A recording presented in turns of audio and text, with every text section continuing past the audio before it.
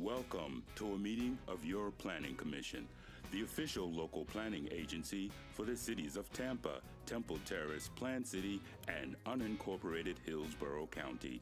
The Planning Commission provides innovative leadership and long-range vision that contributes to the creation of a thriving, prosperous community that offers opportunity, fairness, and choice in how we live, move, learn, work, and play.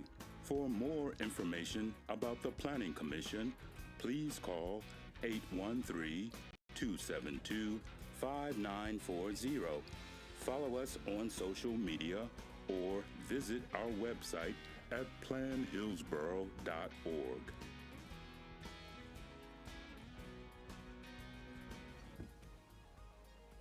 Welcome everyone to the July 11th, 2022 regular meeting of the Hillsborough County City-County Planning Commission. We thank you for attending this meeting. Your comments and participation is encouraged. To minimize feedback in the audio, all online participants in the meeting will be muted until it is their opportunity to speak. Planning commissioners should turn on their mics to indicate that they would like to speak. Please be sure to state your name at the beginning of your remarks for the benefit of the clerk. There will be an opportunity for members of the public to provide comments. When your name is called, you will be unmuted when it is your turn to speak. Please wait until the chair calls on you to begin speaking. State your name at the beginning of your comments and adhere to the time limits. If anyone has difficulties or is watching via HTV and would like to provide comments to be included in the record for a local government hearing, please email them to planner@plancom.org. That's PLANNER@plancom.org. For action items, the meeting will be conducted as follows. The agenda item will be introduced. Staff will give their presentation with a 15-minute time limit. The applicant will be given the opportunity to make a presentation with a 15-minute time limit. Following presentations, members of the public may address the Planning Commission when recognized by the chair. Public comment will be heard for 3 minutes per person. The applicant will be afforded a 3-minute period for rebuttal or response. Planning commissioners will ask questions. Public comment will be closed. Then upon a motion, a second and discussion, a vote will be taken. With that introduction, I'll ask Commissioner Bernstein to lead us in the prayer and the Pledge of Allegiance. Would all please rise? Heavenly Father, we come before you today with praise for your mighty power and guidance. We thank you for this day and thank you, too, for the many blessings in our lives, for our great country, and for the opportunity to live in freedom. We ask your blessings on our leaders, and we ask that you give each one of us here today the wisdom to make the right choices so that our decisions will be in the best interests of the people of Hillsborough County. Amen. I pledge allegiance to the flag of the United States of America and to the republic for which it stands, one nation, under God, indivisible, with liberty and justice for all.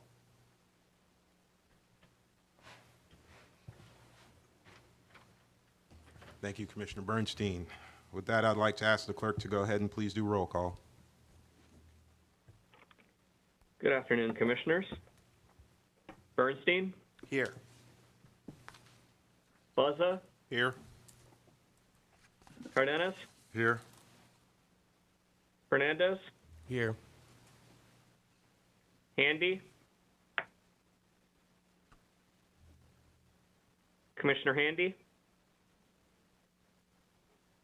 Kress? Commissioner Kress? Oak? Here. Powell? Here. Saria? Here. Orton? Here. Rodriguez? Rodriguez? Joseph? Here. Thank you. You have a quorum. Thank you. All right. Our first item or second item of business, because we don't have any minutes to approve this meeting, is public input for items not scheduled on the agenda, and we didn't have anyone sign up for that. So we will move on to item number 3, our county out-of-cycle amendment briefings, and the first one is 3A HC CPA 22-11 Comprehensive Plan Text Amendment Bus Emphasis Corridors, and the presenters are Katrina Corcoran and Elizabeth Watkins. Good afternoon. My name is Elizabeth Watkins. I'm with the Transportation Planning Organization, and I'm here today with my co-lead, Katrina Corcoran. And it's really great to be in front of you all today. We were last here in May and have had a lot of meetings and progress since. So as a refresher on the Bus Emphasis Corridors project, essentially it's policies within the comprehensive plan to expand housing, improve walkability, and create more transit supportive places. And those policies would apply to a subset of corridors where transit exists today, and it's bus service that is 30 minutes or less or has high ridership. So that's how we got to those bus emphasis corridors, how we narrowed it down based on those two criteria. And those corridors will be considered for increased density and intensity bonuses through a table that Katrina will talk about in a little bit. And another thing that, another category are these future bus emphasis corridors. So there's a second set of corridors that were identified based on frequency, ridership, future service, and development trends and patterns to sort of think about as the bus emphasis corridors evolve, what's that next, what are those next corridors that may benefit from, the increased density and intensity. So this draft policy language will be new language that will be amended into the future land use element. And throughout the whole process, it's been extremely instrumental collaborative partnership between the Planning Commission, the TPO, HART, as well as many departments within the county staff. Each of us have different tools at our disposal to ultimately realize that goal of a more transit supportive environment. So there's a number of benefits for pursuing policies like the bus emphasis corridors. First of which is increases affordability and that access to opportunity. So within the density bonuses, there's an incentive for not only building denser developments along those corridors, but even an additional bonus for affordable housing. Additionally, it advances smart growth goals. So you'll see that all of the corridors are within the urban service area and, further discouraging any additional sprawl. It also creates sustainable and resilient places.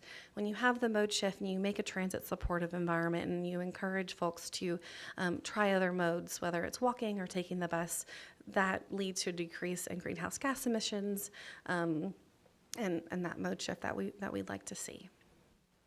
And then lastly, it improves health outcomes and travel safety.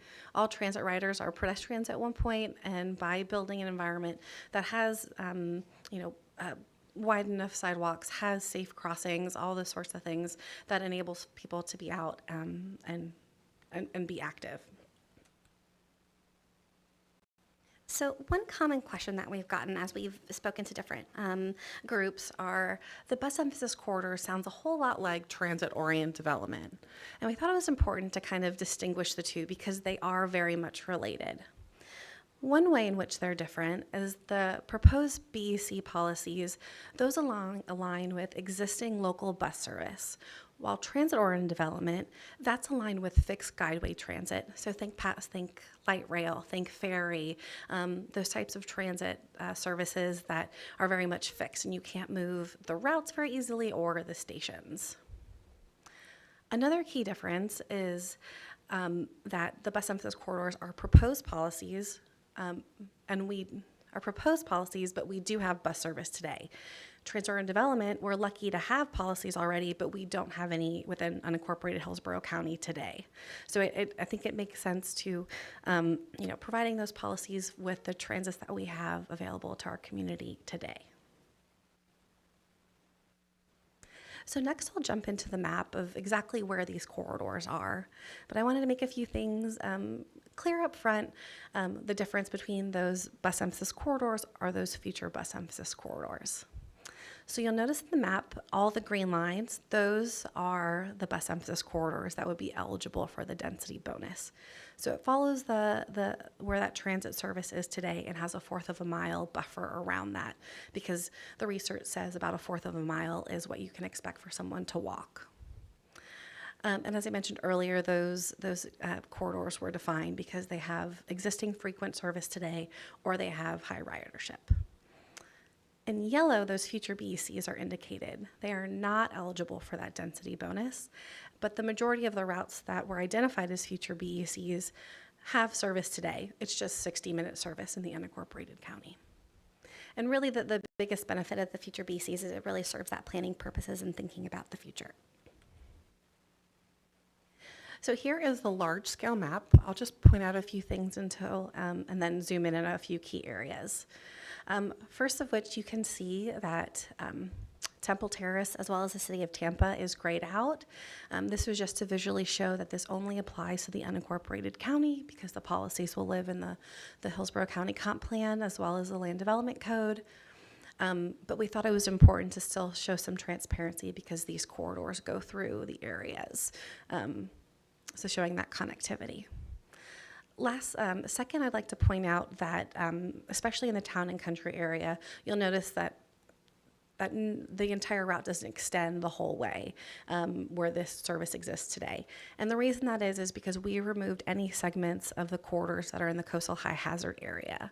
So that's why it might look a little bit choppy, but we got the feedback that we shouldn't be encouraging density in a coastal high hazard area. And the last thing I'd like to point out again is that all these corridors are within the urban service area, aligning that density where services exist today. So zooming in on the western part of the county in the town and country area, here are a few of the bus emphasis corridors that would be eligible for that density bonus, following Gun Highway, Sheldon Road, Waters, Hanley. You can see particularly in this area, this is where we kind of segmented the route because of the coastal high hazard area. Here's a snapshot on the USF area, probably one of the most dense parts of the unincorporated county today, really focusing close to the university as well as a little pocket over on 56th Street where that is the unincorporated county. Oh, and I mentioned the stars, that all that indicates is that there's a transit service area, transfer station, so we see a lot of ridership there, so I thought that was important to note. And then the last zoomed in section is in the Palm River and kind of eastern Brandon area. These were actually two of the areas that don't have 30-minute service today, but within that portion of the county have respectively high ridership. So I thought it was important to incorporate those there. So you can see on the map that it goes through Palm River and then near the Brandon Mall, Bloomingdale, Brandon Mall, MLK, and then the Net Park area. So next I'll pass it over to Katrina to talk about the policies and the density bonus. Good afternoon, everyone. Again, my name is Katrina Corcoran, Planning Commission staff, and I'll be talking to you about the BEC policies here. So we have a number of policies that you received in your packet, including these objectives that are laid out here. That includes establishing a bus emphasis corridor BEC overlay, identifying those future BECs that Elizabeth just spoke to you about, development intensity and land use, so that relates directly back to the density bonus table and related policies. I have a forthcoming slide on that as well for more detail. Then we have several sections on development form and phasing, building form and frontage, connectivity within the BECs, safe, accessible, and walkable streets, on-street parking and curb uses, and amount and location of parking. One thing I'd like to note on this slide, you'll notice the asterisk by some of these titles. That indicates that we're still working with county staff to determine the location of certain language. So some of it may blend over into the code language that we have our consultant working on to go parallel with this comprehensive plan amendment. So here's the infamous density bonus table that I've talked about. So this is table 1, and this shows allowable density increases for bus emphasis corridors. So in the first column here, you'll see the land use category. Second column shows the base density. Third column shows the bonus within a quarter mile of BECs and meeting the BEC overlay.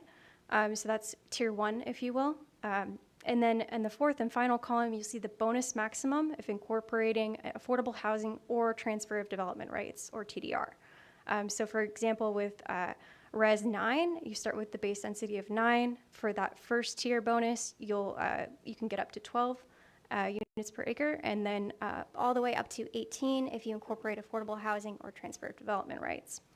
So this increase is an increment over the existing density to remain appropriate for the context. The densities are truth tested against what the private sector has been able to deliver in the last decade, and the densities are consistent with what the city of Tampa already has in place on these corridors or similar corridors. We also have an FAR bonus provided to encourage mixed use, service, and jobs near residential development. So we wanted to give you some visuals of what this could look like. So what this could look like in the Usf area, you'll see on the far left here, the existing conditions of Fletcher Avenue, a Google Street view of that. Current today, you'll see R20 base density, the housing there, and possible future conditions at 32 dwelling units per acre or 35 dwelling units per acre. What could this look like in town and country? Again, looking at the existing conditions on Waters Avenue, the base density of R6, that typical suburban, and then just slightly increasing that density to possible future conditions at 10 dwelling units per acre, so adding a little bit more density there. Finally, what could this look like in Palm River? So existing conditions on 78th Street, base density of R9, typical suburban style housing, but then looking at possible future conditions at about 14 or 15 dwelling units per acre with that townhome style development. So our next steps with the BECs include continuing with our collaborative partnerships. So we continue to refine the map with county staff and HART staff, be coordinating on the Transit Development Plan, or TDP, with HART as they move forward with that. And of course, as I mentioned previously, we do have parallel LDC language with Glen Hillsborough's consultant and county staff, so we'll be working on that. We have public outreach ongoing right now. We had a July 7th virtual public meeting. The recording is available on our project page. It was lively, lots of questions, lots of interest in this project.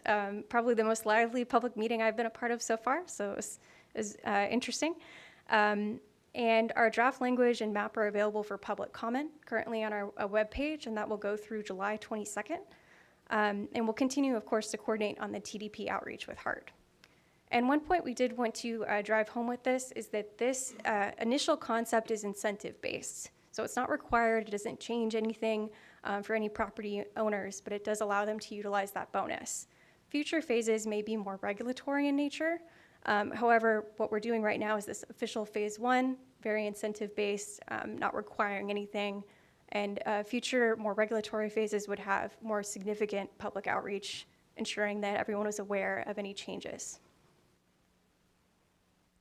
Again, as I mentioned, our project page, you're able to review the draft language and map, review previous presentations and other background information, look at our upcoming meeting dates, which I have a slide forthcoming on, and then you'll see the link there at the bottom.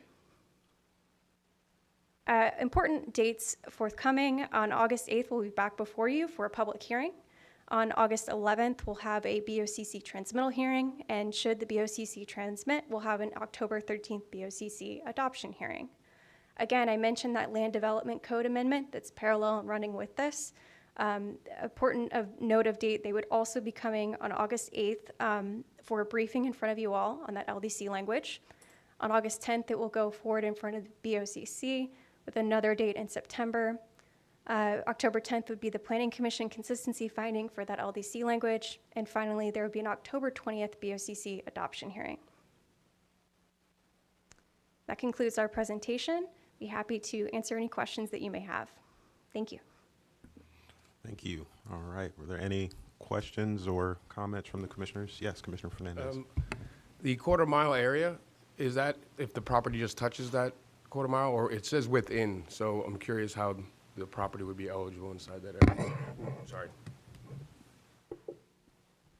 We do have a note on the density bonus table there. The distance from a BEC is measured from the edge of the right-of-way where the BEC runs to the building where affordable units may be located from a direct walking route to include sidewalks or trails. So if 50% or more of the proposed affordable units or those taking advantage of the bonus are within a quarter-mile walking shed, the site is eligible for the full bonus. Okay, thank you. Yes, Commissioner Powell. Thank you, Mr. Chair. Could you put up the slide that you had earlier with the green and the blue? Because I had I didn't really get to read that very well, and I just had a question. Was that on the map? Yes, Commissioner? ma'am. Okay. We'll get there eventually. Is there a particular zoomed in portion or the whole map? No, the one with the bullet points. It was about 2 or 3 before.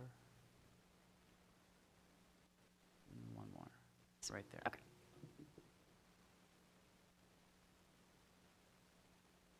So, with the lines that are drawn right now, I guess I'm kind of curious why the portion on Gibsonton Drive and 301, why that wouldn't be in the green. Because, I mean, that's such a big area, and I've always thought that Gibsonton has just always been passed over for whatever reason, and that's such a great opportunity because there's a lot of land there and not a lot has been developed. And I know that there's going to be some improvements on the other side there. So what was the thought there? That was a great point because, you know, bus service exists there today. Yeah. I think it's Route 31 that goes along US 41. But when we took a deeper look at it, we noticed almost all of it was within the coastal high hazard area. So a large segment of that was removed for that purpose. We do have, let's see if I can zoom in here. So just this portion, I don't know if you can see my cursor, nope, not at all. The most southern part of the BEC right here, that is part of that route. And to address also the need of having some sort of BEC in South County, we did add these 2 areas from Gibsonton Drive over to 301 from US 41 to 301, so that'll be a future bus emphasis corridor, as well as further south in the Waimama Flex route that HART currently serves today. It just didn't have the frequency, that 30-minute frequency, or that ridership to kind of elevate it all the way up to a BEC for those 2 areas in particular in South County. So in the future, is there opportunity for those as ridership gets larger that they would transition into being in the green? Yeah, we're thinking that there would probably be a comp plan amendment, but maybe Melissa, if you could help me fill in those details. Sure. Yes, I do think it would take a comprehensive plan amendment, and that's something that we're calling for this map to be revisited regularly as HART changes their transit development plan. So if they get additional resources and are able to provide service more frequently, or if the land use categories in an area start to change, we might see greater ridership. So we would be looking to refresh this map regularly.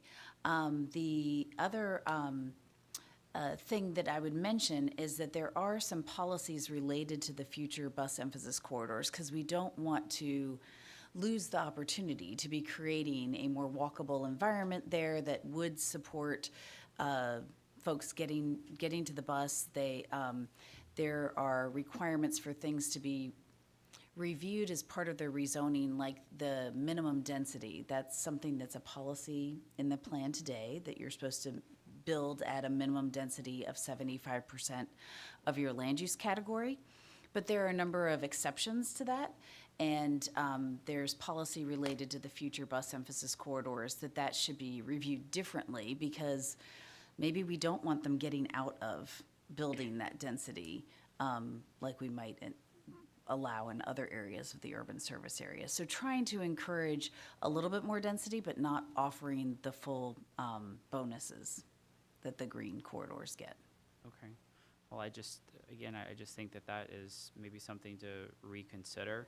Hopefully, not just with the ridership, but again, like I just know there's so much available, developable land, like in that area. It has, excellent infrastructure in terms of the roads, not with the sewer capacity, but that's being looked at and studied right now on the east side there. So I would like to see if maybe we can rethink that just a little bit, because I think that's a missed opportunity there, and I think that would encourage more affordable housing there. Especially there's quite a bit of services that are there with Super Walmart is over there, and another development there. So there's a lot of opportunities there, and I think if you have those, then you'll be able to actually encourage more of that ridership there as well. But you got to have the people there too in order to get higher ridership. So thank you. Thank you. Thank you, Commissioner Powell. Commissioner Cardenas. Yeah, curious, and this may not be the place to discuss this, but in reference to, for example, we're talking about bus routes and all this stuff, but what about Hart and them having the funding to be able to do some of this stuff as it comes up and as we present it? So I'll let Elizabeth add to this, but there was a lot of interest in our public meeting about future expansion of Hart, and what we emphasized there and what we'll emphasize to you today is that this is about existing bus service and working with what we have. However, the thought is that this map can evolve and we can continue to work with Hart. Of course, Melissa mentioned earlier, if their TDP is updated, they get more resources, that we may be able to update this as that goes along. Elizabeth, if you have anything to add? No, I think the only thing I would add is Hart's been a key partner in this, and we're very much recognize that they have, they know their resources better than anybody. So we want to make sure that we continue to help manage those expectations and where they foresee, since Hart is the one that can determine where the bus service will go, to make sure that we're in lockstep. So we wouldn't put something out there that Hart didn't see as a stable service. Okay. All right. Are there any more questions or discussions from the commissioners? I did have a couple questions or discussions items. I wanted you to go over just quickly the future corridors because you spoke about the green ones extensively on the map, and I didn't get a copy of the map, I don't think. Oh, yeah, I do. I have one here. It's in the back here.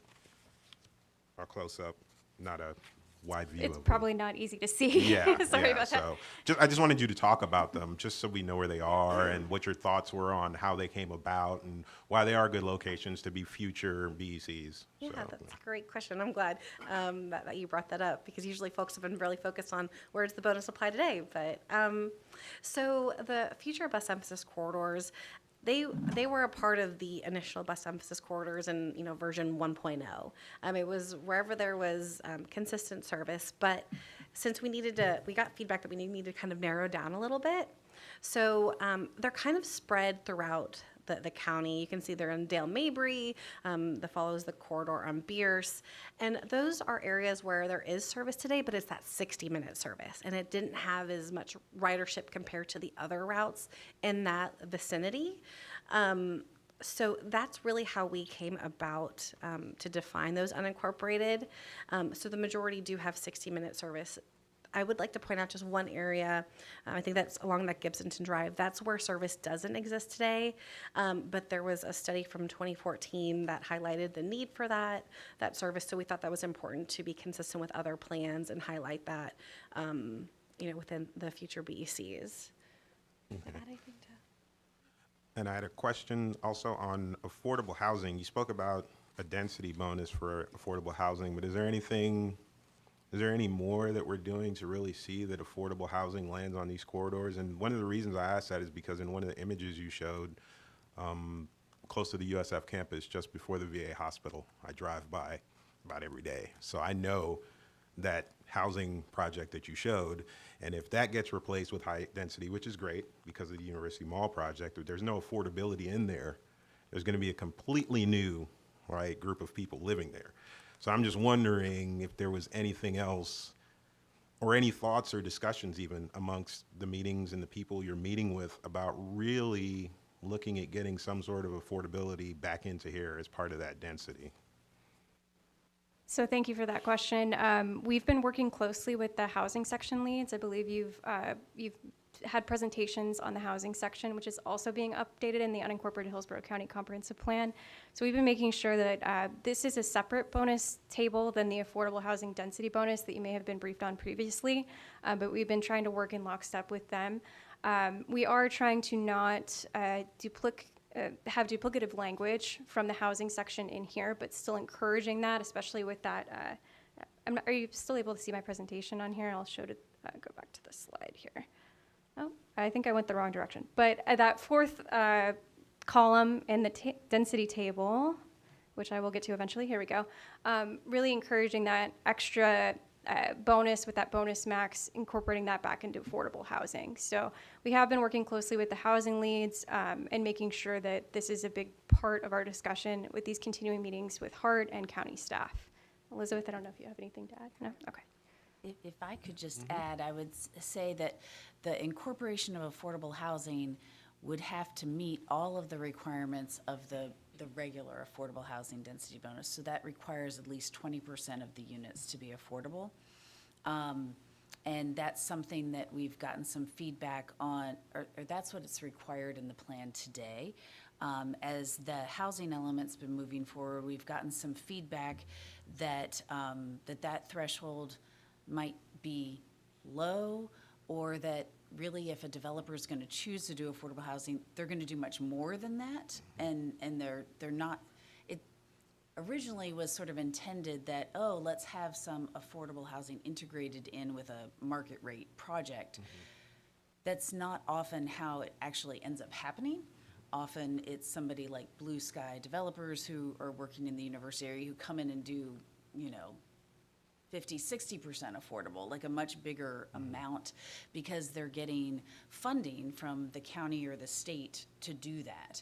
And so that's something that the housing team is looking at. Whatever they arrive at as the way to get that affordable housing density bonus will also apply here. So that's definitely something we're getting quite a bit of feedback on how we can encourage more of it. Right. Yeah. All right. Yeah, it's good to hear that the two groups are talking. That's precisely what I wanted to hear, so it's good to know that. All right, and my final point of discussion here is a thought I had on what's going on. We have this Brandon community plan kind of stuff going on in Brandon, where we were talking about villages and pulling things together in nodes and kind of, so how does this is a completely different idea, right? Bus emphasis corridors is a linear kind of concept, and putting density and intensity on a linear track, and then you're going to run into the area of Brandon where we were talking about doing density in these group village things. So those are two opposing ideas. How do they met themselves out in an area like Brandon, say? Have we thought about that? So I'll take a stab at this, and of course, Melissa, you're free to add to this, because I was not involved with the Brandon study. But so if you look at the map, it does seem very linear with the way that these parcels are. But when we actually look at the future land use categories there, it does become a little bit more clear that it almost is more nodal in which these bonuses would apply. So it seems contradictory, but it really, when you look at it with the future land use, and we are potentially working on a map that would showcase exactly where this is available. So for example, you wouldn't have the bonus on an industrial area, so that would be taken off along the corridor, for example. But so that, I think it does tie into the Brandon study, but of course I'll let Melissa speak to that a little bit more. Sure. So in the Brandon area, the area that was identified by the Brandon corridors and nodes as the primary area for redevelopment was the area between the mall and the hospital along Oakfield Drive. And actually, the Brandon study called for, rather than looking at State Road 60 as being the transit corridor, considering Oakfield, because it had more of the ability to be more walkable than the 8-lane road was. So Oakfield is actually on the map. And so that is something that we took into account was, now it doesn't connect all of the nodes that were identified in that study because not all of them have the transit service. But the primary one that was the focal point, or identified as the most intense, did have transit service and does line up with this. Okay. Yeah, I just only mentioned that to keep up that dialogue between all the groups. So those were my only points of discussion and questions. So were there any more? Is that one from you, Commissioner Cardenas, or just a light on? Oh, that's good. Okay. All right. We will thank you for the information, and we will move on to our next item on the agenda. Thank you. 3B, HCCPA is another briefing. HCCPA 2201, Comprehensive Plan Text Amendment, Commercial Locational Criteria, and the presenters are Melissa Leinhard. The presenter is Melissa Leinhard.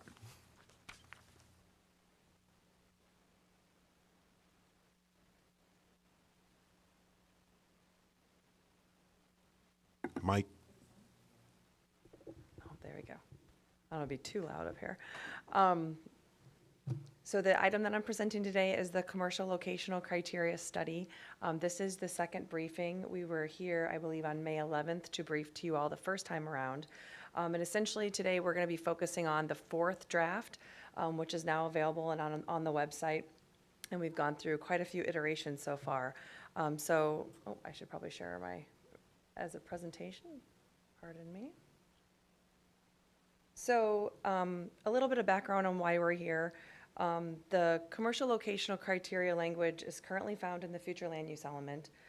We're proposing to update the language as part of the overall comprehensive plan update because it hasn't changed in quite some time. From what we've researched here on staff, it hasn't changed since before the 2008 update.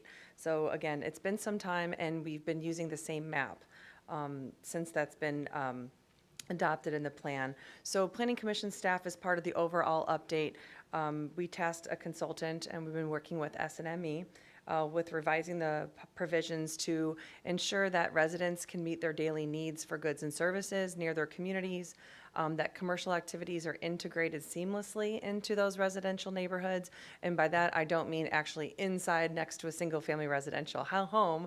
I mean on the periphery of a neighborhood, but something that's accessible to those residents. And that also new commercial that serves those nearby neighborhoods does not require a comprehensive plan amendment. So this slide shows the methods that we've used on the blue side, and the green side shows the meetings that we've had. We've kind of broken new ground with the outreach that we've done for this project so far. We've done social media ads, which I believe we never did before. We also were featured as part of our partnership with Hillsborough County, the Fire for Friday email.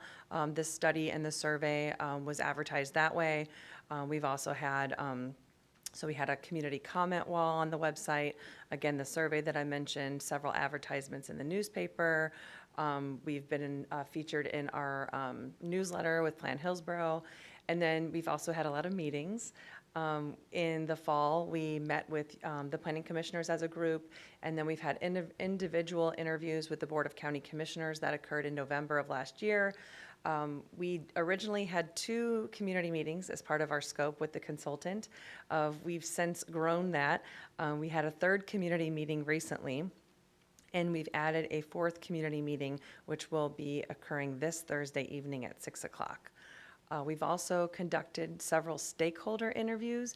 So we had a division between 3 different groups. We met with the development community. We met with transportation advocates and organizations. And then the 3rd group was sort of a kind of a catch-all. We had engaged citizens. We included neighborhood associations, members of the Urban Land Institute, the Tampa Bay EDC, Hillsborough County Economic Development, affordable housing, development services. So we've met with quite a few people on this one. And then the one thing that I did highlight on this slide is, of course, that community meeting, which is forthcoming this Thursday evening. So the key feedback we've heard from the elected officials, from you all, from citizens, the development community, is that the uses that are part of the criteria for commercial locational criteria should be scaled appropriately and match the character of the surrounding neighborhoods. That hopefully those would be at intersections, so clustered in one place, that there would be connections to those neighborhoods, and that those connections be shaded, well-maintained, and accessible. And something that we've heard from a lot of the people showing up at the community meetings in particular was that the commercial locational criteria should not supersede the community plans. As you all know, we have 22 adopted community plans, and people feel very strongly about those visions. And the Planning Commission staff, we're here as a conduit to try to make those visions happen. So we heard that feedback, we valued that feedback, and I'll point out a couple changes that we've made in this 4th draft to recognize that. And then just specifically in our 3rd community meeting, the Keystone Civic Association, they provided some pretty strong feedback on wanting to preserve the rural character of their area. We also heard from the development community, and they had a few concerns about office uses and where those could be located. They had concerns about us limiting the commercial neighborhood uses in the residential 9 future land use category, saying that was more urban in form. We have proposed some tenant square footage limitations, which I'll get into in a future slide. They had some concerns with that. Also, the limiting of auto-oriented uses, again, I'll get into that in a minute, and they specifically requested that fourth community meeting as a response to disseminating the fourth draft and wanting to meet again to sort of regroup and provide comments. So we honored that and created that extra fourth meeting. So here's a revision of some of the major revisions that we've had, that we've proposed. As part of the fourth draft, we are proposing to limit the type of uses that are eligible for commercial locational criteria, indicating that those should be truly neighborhood serving. So in that case, auto-oriented uses would not qualify in certain plan categories. I'm going to show a table for you in a second that will hopefully make a little bit more sense. And those auto-oriented uses are mainly things like gas stations with pumps, drive-throughs, auto repair, things like that. We've also adjusted the limits on square footages of the commercial activities per quadrant of each intersection and limited the scale of individual establishments to 20,000 square feet. There is an exception for neighborhood grocery stores. Those are allowed to go up to 50,000 square feet, and that would accommodate something like a Publix. And then it is expected that proposed developments that are exceeding those requirements, they would be expected to do a future land use map amendment. So this table might look a little crowded on here, but we're very excited about it because it's a very comprehensive and it's sort of a one-stop shop for the new language, showing what you can do and where you can do it and how you can do it. So I just want to point out a few things here that we've added. So this area highlighted in red. So, okay, to the left, we have all the future land use categories. Then in the next column, those are the zoning districts that would be allowed for the commercial locational criteria within those future land use categories. Then the third column talks about the roadways and where those intersections would be, what intersections would allow those uses. And then the distance shows the distance from the intersection, like what creates that node. The floor area ratio is just something from that's already in the future land use element. We're not changing anything with that. It's just kind of, again, like a one-stop shop so you can see exactly what would be allowed from a development scenario. And then the next column is the maximum gross square footage per quadrant. And then the last column is the tenant restriction that I mentioned. So this area in red, I'm just going to point out a couple of these major changes. We did, as part of a previous version, but we've kept that with the fourth draft, is we've created a new future land use category. So currently we have a neighborhood mixed use 4, which does allow for the consideration of non-residential uses. And there's an FAR limitation of 0.25. And we do see that as sort of a transitional category, maybe on the periphery of the urban service area and sometimes even in the rural area. So we've created a new one, which is very similar to NMU4, and it's neighborhood mixed use 6. It allows for a little bit of a bump up with dwelling units with 6 per acre and also a 0.35 FAR. And the reason we created this is part of this scenario with the new commercial locational criteria language is because we didn't want to tell someone, okay, you can't do these full range of commercial neighborhood and commercial general uses in these categories, but if you do a future land use map amendment, we really don't have a great category for you to go to. Because if you're in the rural area and someone said, okay, well, I want to do a gas station, I guess I have to do OC20. Well, that's not appropriate in the rural area, right? 20 units an acre, definitely too intensive. Or something like an SMU6, which allows for light industrial. So we wanted to kind of think outside the box and address some unintended consequences and say, okay, let's create a new future land use category that would make a little bit more sense if someone doesn't meet the criteria and they want to do one of those uses that are beyond the limited CN uses. So that's one of the major changes we made. We also, as part of the previous draft, we had a restriction on CN uses for all of the residential plan categories. So from, Res 35 all the way down to Residential 1. And with the feedback we heard from the development community, we wanted to try to collaborate and come to a bit of a compromise with draft 4 and say, okay, which categories do we absolutely really feel need a CN limited, taking out those auto-centric uses. And we really focused on residential 9 and below. So you see above the red line, those are the areas, those are the future land use categories where the commercial neighborhood uses would be limited and the auto-centric uses would not be focused on. They would not be permitted. So you can see that these right here, it says CN limited. So we focused on those categories for that. And then also, another major change is based on the feedback that we heard from the rural community folks. We previously had a 40,000 square foot limit per quadrant for the more rural categories like residential 1 and agricultural state 1 to 2.5. And 40,000 was the highest number in our current table for the rural land use categories. So we, in trying to keep with the spirit of things and not change things too much, we had 40,000 still indicated there. And we just heard feedback that that scale was much too big for the rural area. So, and the lower number in the current table is 20, and that matches the tenant limit as well. So we went ahead and made that change we reduced the 40,000 square foot per quadrant back down to 20. So we made that change as part of this revision. And then we separated out residential 2.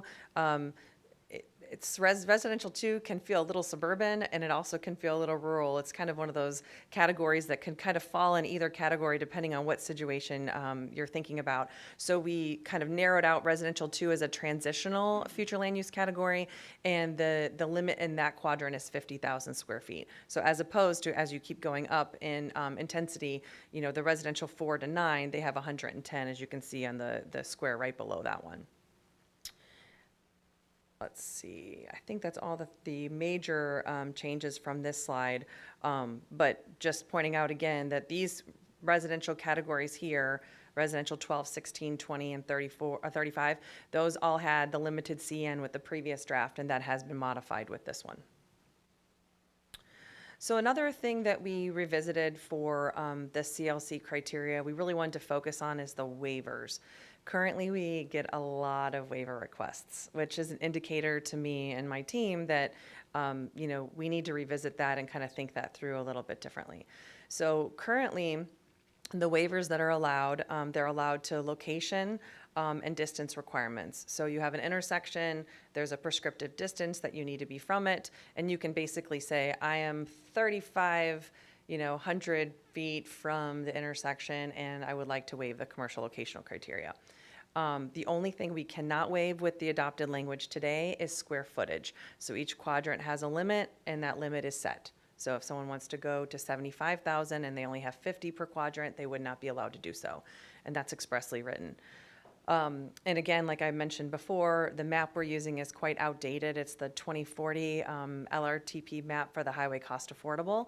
And we do realize that some waivers that we've been asked for recently really have to do directly related to that map. It doesn't show all the roadways, like Simmons Loop is not on that map, and that has a lot of activity by St. Joe's. So something that we've just noticed. So the proposed language, the map that we're proposing to use, we will bring a whole new map into this, and something that's very updated, has been well vetted, and is already part of the comprehensive plan, and that's the context classification map. So the county has the context classification map, and then FDOT does as well. And those maps really take into account the context of the roadway and the community that it's in.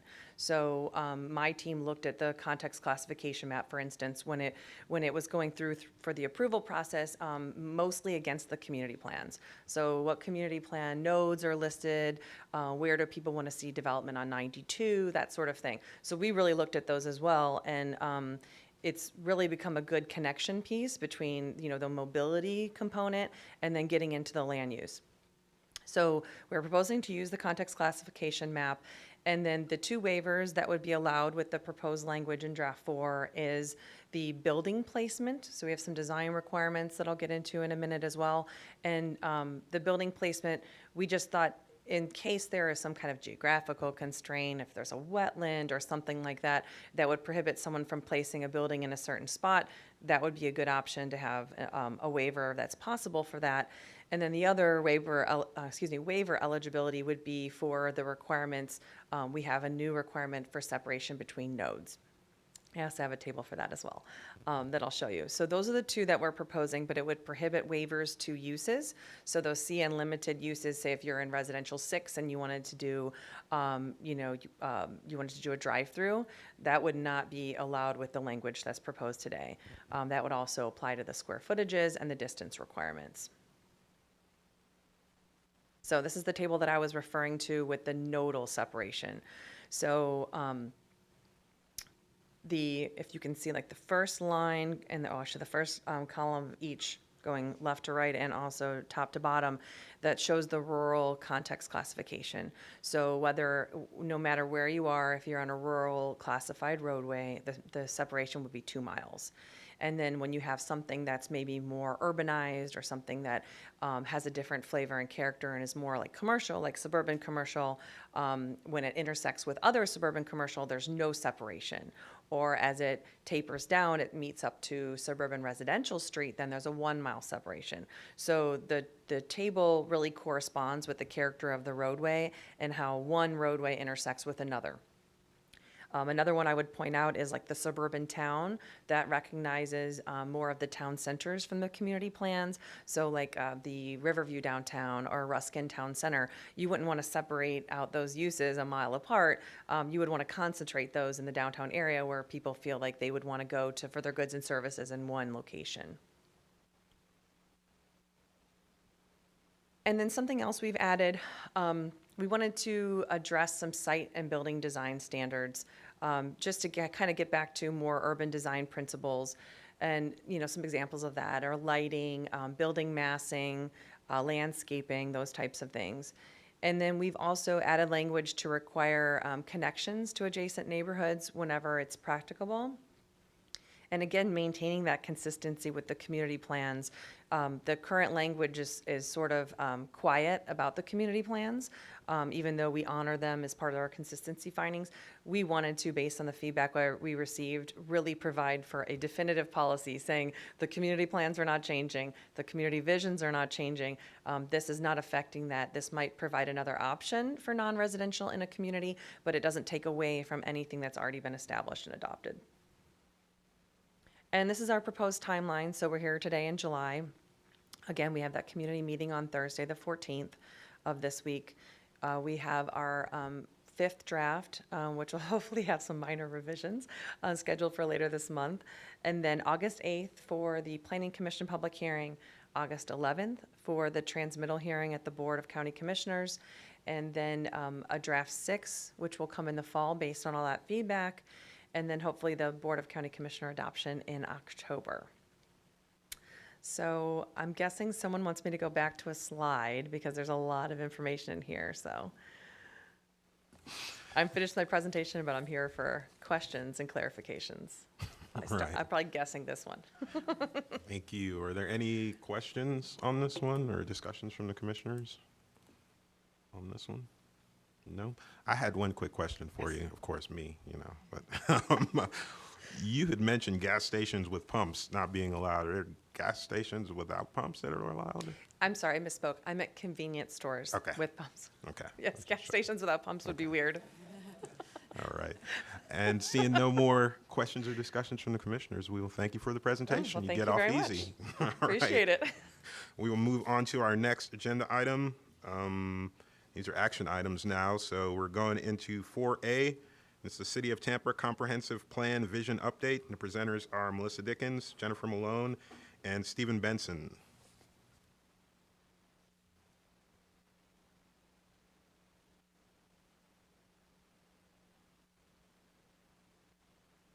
Good afternoon, Planning Commission. Jennifer Malone here.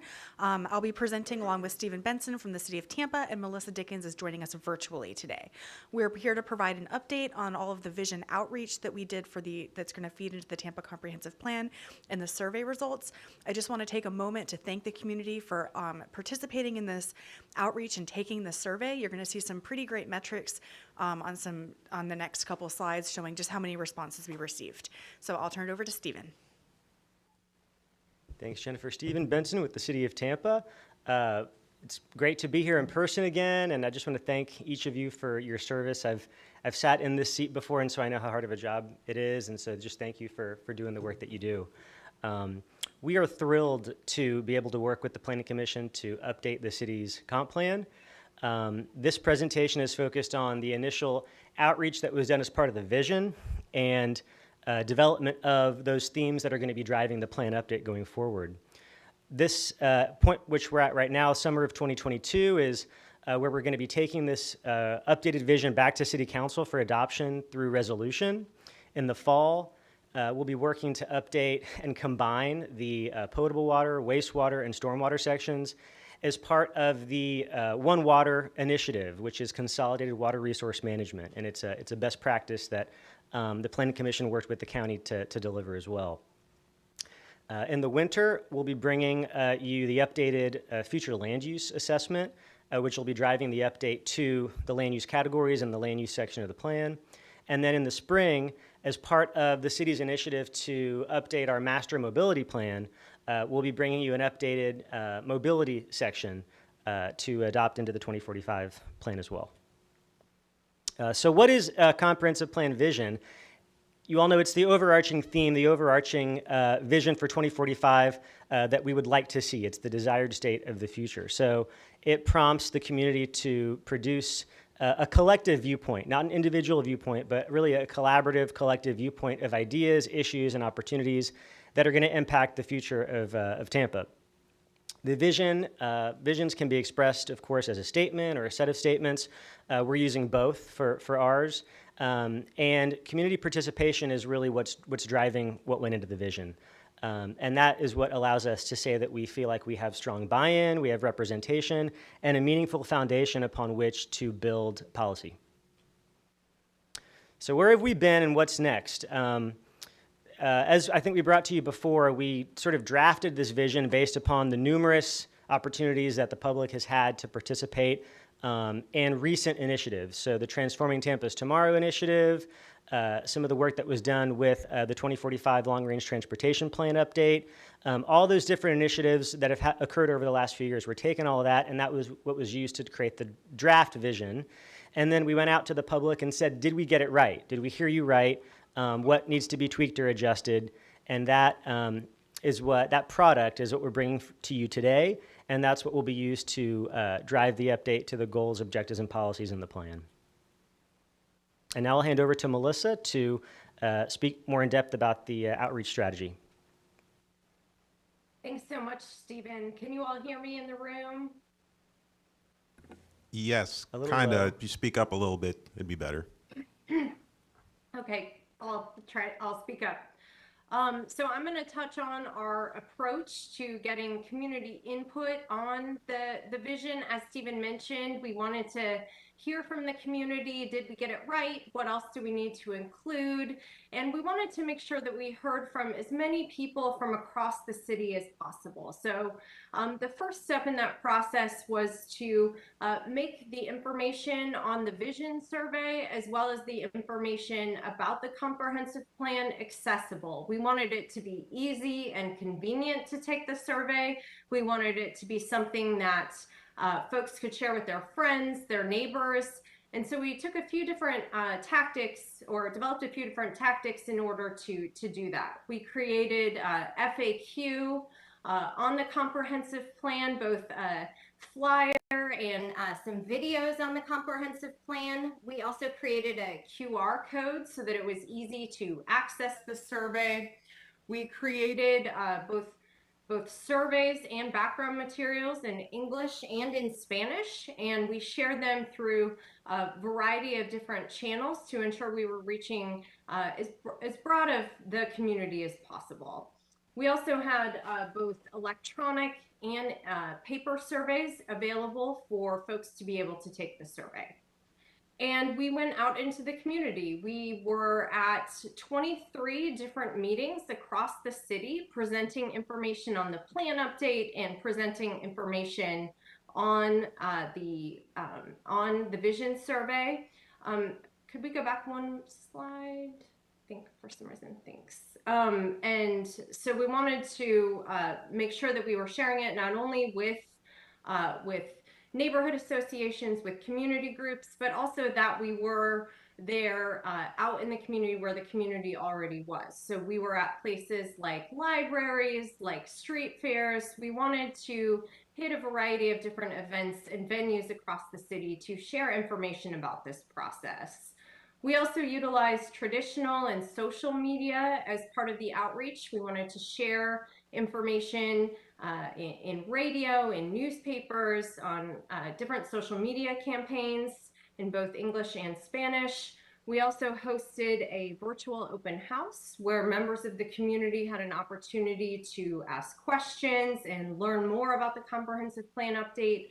And then we also shared information about the plan with our Planning Commission newsletter recipients. Next slide. And all in all, you'll see that we reached thousands of different folks across the city. At the various in-person events we attended, we reached almost 1,500 attendees. We also had over 1,300 visits to livegrowthrive2045.com, which is the overall update website. We reached thousands through social media, email, and then newspaper and radio advertisements as well. Next slide. And all in all, we received 727 unique responses to the survey from across the city. We had over 1,500 individual comments on the vision, and Jen's going to touch on this in a little more detail, but this is very helpful for us, not only when we're looking for those common themes, but also in future phases as we work to update the individual sections of the comprehensive plan. And then overall, we also got some great ongoing engagement. We had almost 300 people sign up to receive ongoing emails about the comprehensive plan update, stay engaged and involved. And so this is really exciting for us as we work to move forward to update the plan. And I'm going to go ahead and turn it over back to the room to Jennifer to talk through some of the responses that we got. Thanks, Melissa. Jennifer Malone again. So these are some of the example comments that we received in the vision survey that touch on a couple different themes. So the first one, they were commenting on the unique characteristics that differentiates Tampa from others. Tampa, this gives it a specific identity. If that identity is lost, the city will become interesting and less enticing. There was also comments about the link between transportation and housing, such as that third quote, people should have the ability to live in or near their communities, including where they work and where their families are. This is as much a housing issue as it is a transportation issue. These are the same issues. We also had some comments about the environment, such as that last one about protecting and preserving the untouched lands of the city. So what we did was we looked through all of those comments. We wanted to incorporate the survey input and prevalent ideas in the vision. So we reorganized, we took those themes that we asked everybody about, like, did we get this right? We reorganized them and clarified them so they were more aspirational, specific, and easily understood. And then we put our heads together and drafted an overarching vision statement that establishes this section of the plan. So as I said before, we did that by reviewing all survey comments, looking at the common ideas from the survey that inform the plan, such as flooding and resiliency, open space protection, community character, identity and history, walkability, transit, accessibility to services, necessities, and economic opportunity. Other more specific ideas will be incorporated into the forthcoming sections of the plan, as Melissa Dickens stated earlier. I also just want to point out that the full survey results are posted on our website on livegrowthrive2045.com, and there is a link to those results in the executive summary in your packets today.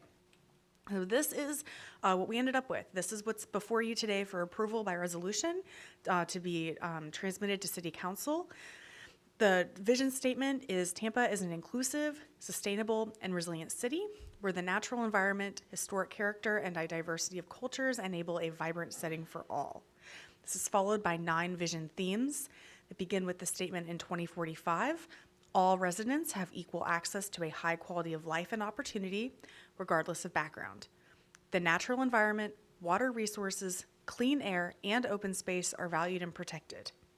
Land and public resources are used efficiently, and infrastructure is reliable and connected. The community and its neighborhoods have unique identities that reflect the rich history and cultural diversity of Tampa. Neighborhoods are complete with a variety of housing types, services, and jobs within a walkable environment. Housing options are available for all income levels and households. Transportation is safe, accessible, connected, and convenient. Resiliency enables the community to recover from and mitigate the effects of climate change, extreme weather events, and other hazards. And a diverse economy provides opportunities for everyone. So with that, we would just ask for your approval to adopt this resolution for the updated city vision and forward this recommendation to Tampa City Council. I'm available for questions, as is Stephen Benson and Melissa Dickens virtually. Thank you.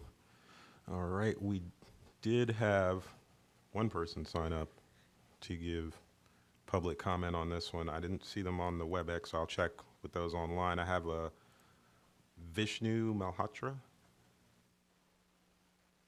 Is Vishnu on the line? I do not see Vishnu on the line. All righty, well, that was it from public comment. Do you have any statement in response? I have to offer it. No? No? No, thank you. All right, we'll turn it over to the commissioners. Was there any questions or comments or discussions of this item from the commissioners? I just did have one quick question. I'm wondering what the old vision statement said. I didn't think there was one until you made this presentation, and I was like, oh, this is an update of the old vision statement.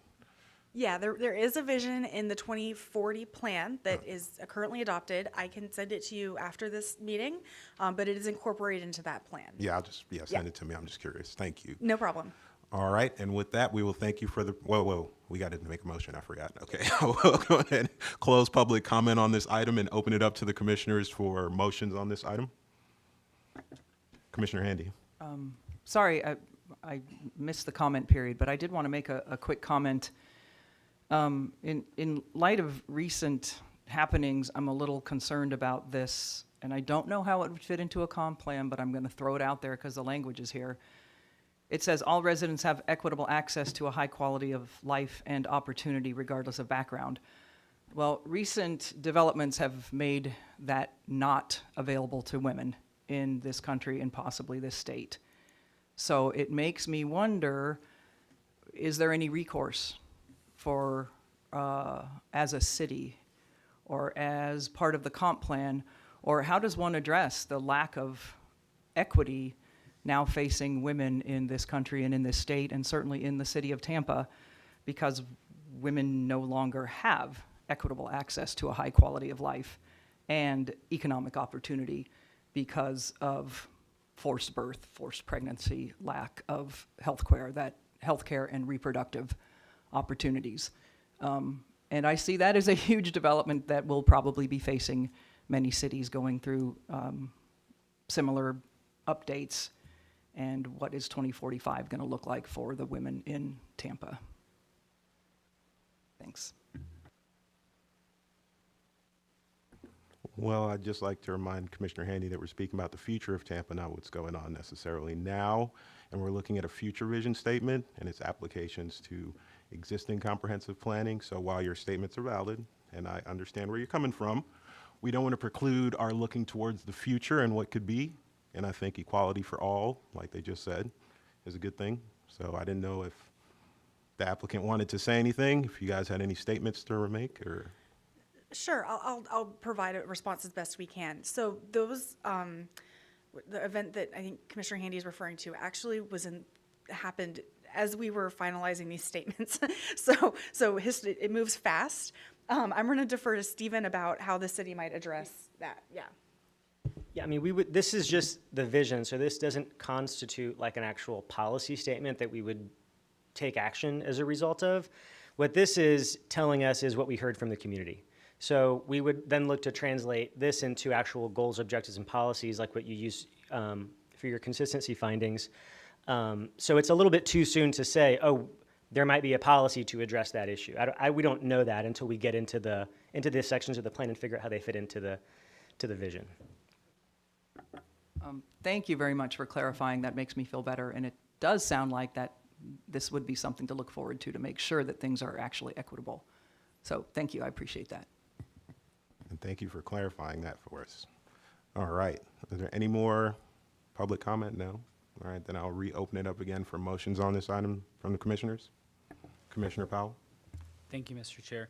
I'd like to make a motion that we approve and adopt the attached resolution supporting the updated City of Tampa comprehensive plan vision and forward to Tampa City Council. All right, that's a motion by Commissioner Powell. Commissioner Bernstein?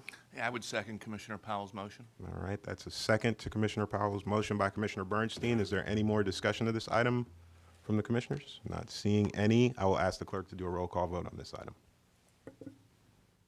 Bernstein, Yes. Buzza, Yes. Cardenas, Yes. Fernandez, Yes. Handy, Yes. Loke, Yes. Powell, Yes. Saria, Yes. Joseph. Yes. Thank you. Motion carried 9-0. Thank you. Thank you all for your time and the presentation. We'll move on to our next item of business here. Item 4B, it is the Fowler Avenue Vision Plan Consultant Contract, and the presenter is Mr. Jay Collins. Good afternoon, Commission. Jay Collins, Planning Commission staff. Squint here for a minute so I can see 4B. Staff is here today to provide for you information related to the next action item. All right, there we go. This is the Fowler Avenue Vision Plan Consulting Contract. Basically, any and all contracts of this sort that are above $50,000, this type of action in front of the Planning Commission is to be taken. So this is such a contract. This is a contract for $200,000 for the Vision Plan Consulting to be done along Fowler Avenue. I'd like to go back a little bit. We were here actually around April, right before the RFP was to be released. Basically, an RFP is a request for proposals. What we ended up doing was we had basically a call for proposals, and in doing so provided a scope of services that the public may actually react to. At that time, on April 15th, that was released to the public. What we end up doing to advertise that is through our webpage at Plan Hillsborough, the approved providers list. It's a rather robust list of consultants throughout Hillsborough County, as well as the state of Florida and nationally. We send notification to them through email. Our newsletter advertises it, as well as through social media contacts we advertise it. This request for proposals closed on May 16th. We received 5 applications for it, 20-page applications for it. June 1st, we actually interviewed 4 of those, and we selected 1 consultant on June 3rd to bring to today for that contract. Kimberly Horn was selected for that. I'll go into a little bit about what it is that Kimberly Horn will be bringing to the table that's a little bit different from some of the other proposals we had through the deliverables that are to be provided here. But just a little background on it, the request for proposals is through an actual adopted document that we have at the Planning Commission. So every time we do take this type of review, we have a set of policies that we must follow as we go through this.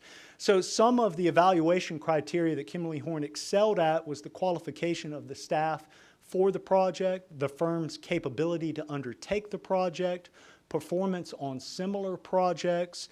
Again, they talked about their involvement in the IP district along Fowler Avenue. They talked about their involvement in Largo for a subplan area that is very similar to this with US 19 and Roosevelt. So a little bit of similarity with some of the issues of transit going along US 19 in the Florida Department of Transportation, which we'll talk about a little bit later. The grasp of the scope, needs, and special circumstances, as well as sensitivity to local issues. They do have the University of South Florida through Terrence Sabia on board to do some of the public engagement, as well as Inclusivity, which is another local firm to do some of that public engagement. We'll talk a little bit about that public engagement through the presentation. Just a little bit of the overview. Again, this is from I-275 traveling east on Fowler Avenue to 52nd Street. That's the City of Tampa boundary and Unincorporated's boundary up against Temple Terrace. Project management team includes the consultant Kimberly Horn, Planning Commission staff, Transportation Planning Organization staff, as well as Hillsborough County and the City of Tampa. And this is to align with FDOT and HART's timelines on some of their projects along Fowler Avenue, and we'll talk a little bit about that.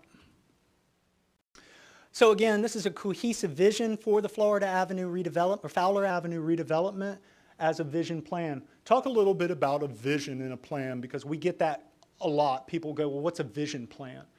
So anytime somebody asks you a question, the first thing you always should do is break down the words that are in that question. So what is a vision? A vision is something that each and every one of you have had. A vision is something that you see for yourself in the future, you see for your family in the future, you see for your community in the future. And if you haven't been asked yet, you one day will be asked, what is your vision for Plan Hillsborough and for the Planning Commission, right?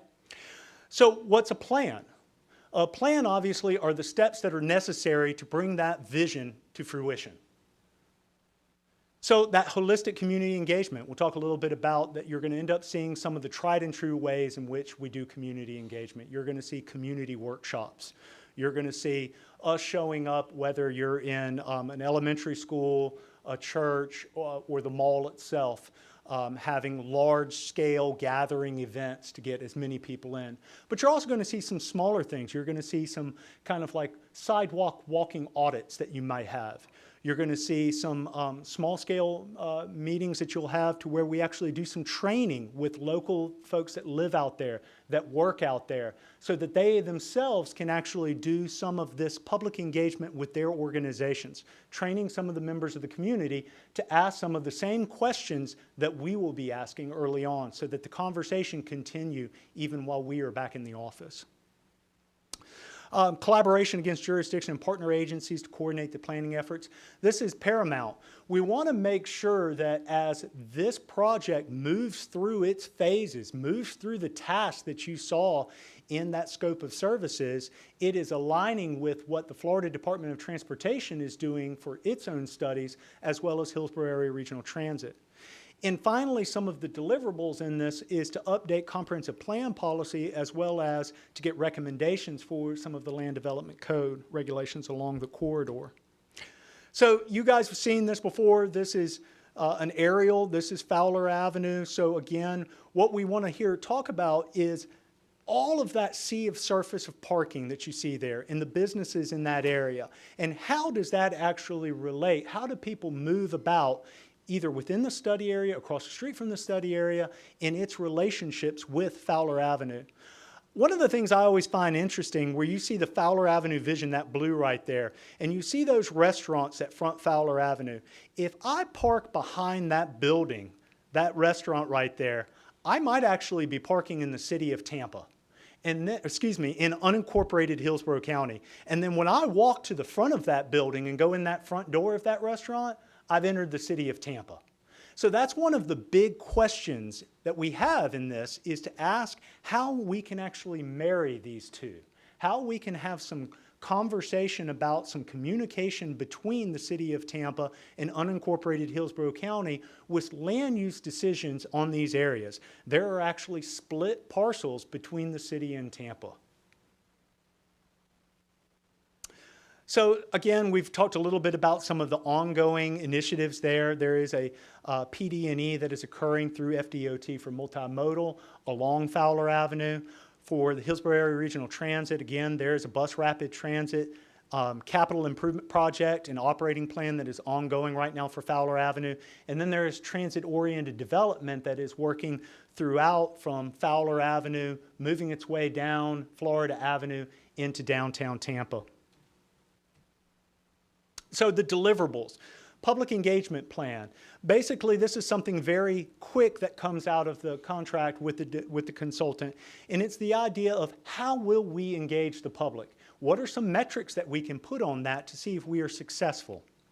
Existing conditions assessment. Again, we have two different jurisdictions that we're working here, although it is wholly within the city of Tampa's utility service area for water and wastewater. But we want to know about the existing conditions out there. Where are the sidewalk gaps in this area? What are the land uses in this area? What are they being used for? What is the redevelopment potential? The redevelopment plan and the vision plan are kind of sacrosanct together. They're bonded in this sense. Because again, this is that idea of out of the vision, I will end up having that strategic action, those redevelopment ideas. But out of that vision, I also have my comprehensive plan policy, and I have my recommendations to my code. So a little bit of that anticipated schedule.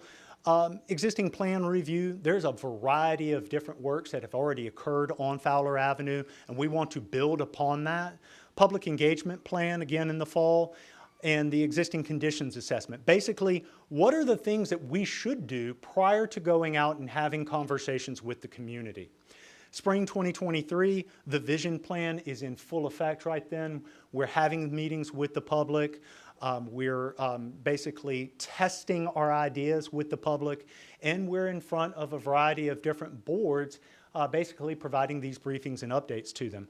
And then summer, fall of 2023 are the final community meetings to get that feedback of just what it is that the plans outline and the redevelopment strategies as well as the policy updates. This is about an 18-month process, so this contract should be done December 2023. We are updating our website as we speak at Plan Hillsborough specifically for the Fowler Avenue project. Myself, as well as Sophia Garantia, we are the project managers on this. And finally, it is staff's recommendation to authorize the executive director to sign the contract for the vision plan services for Fowler Avenue. Again, being that this is a contract over $50,000 and that action is required by the Planning Commission. I thank you for your time, and this completes my presentation.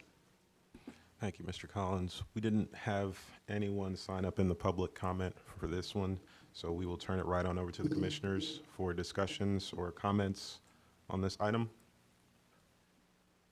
Commissioner Powell. Yeah. Thank you, Mr. Chair. Jay, I just had one curiosity. Is there a reason why for the scope it's not going to include all of Fowler between 75 and 275, and why, why not plan for the whole thing instead of just that that portion? Sure. No, it's a very good question. Specifically, we're looking at a couple of different things here. The strategic action plan that IP has, what we actually have for Fowler Avenue that HART is doing, what we have from DOT with some of the capital improvement processes that are going on in there. The bus, if you will not be going all the way down into Temple Terrace. The bus will be hanging a left at 30th Street or somewhere thereabouts. So for the idea of going to 52nd Street brings you to the jurisdictional boundary of the county in the city of Tampa. Temple Terrace obviously is somebody we would like to have a conversation with about it. But again, the request for the study was brought to us by the city and the county. So we're looking at that jurisdictional boundary along the roadway.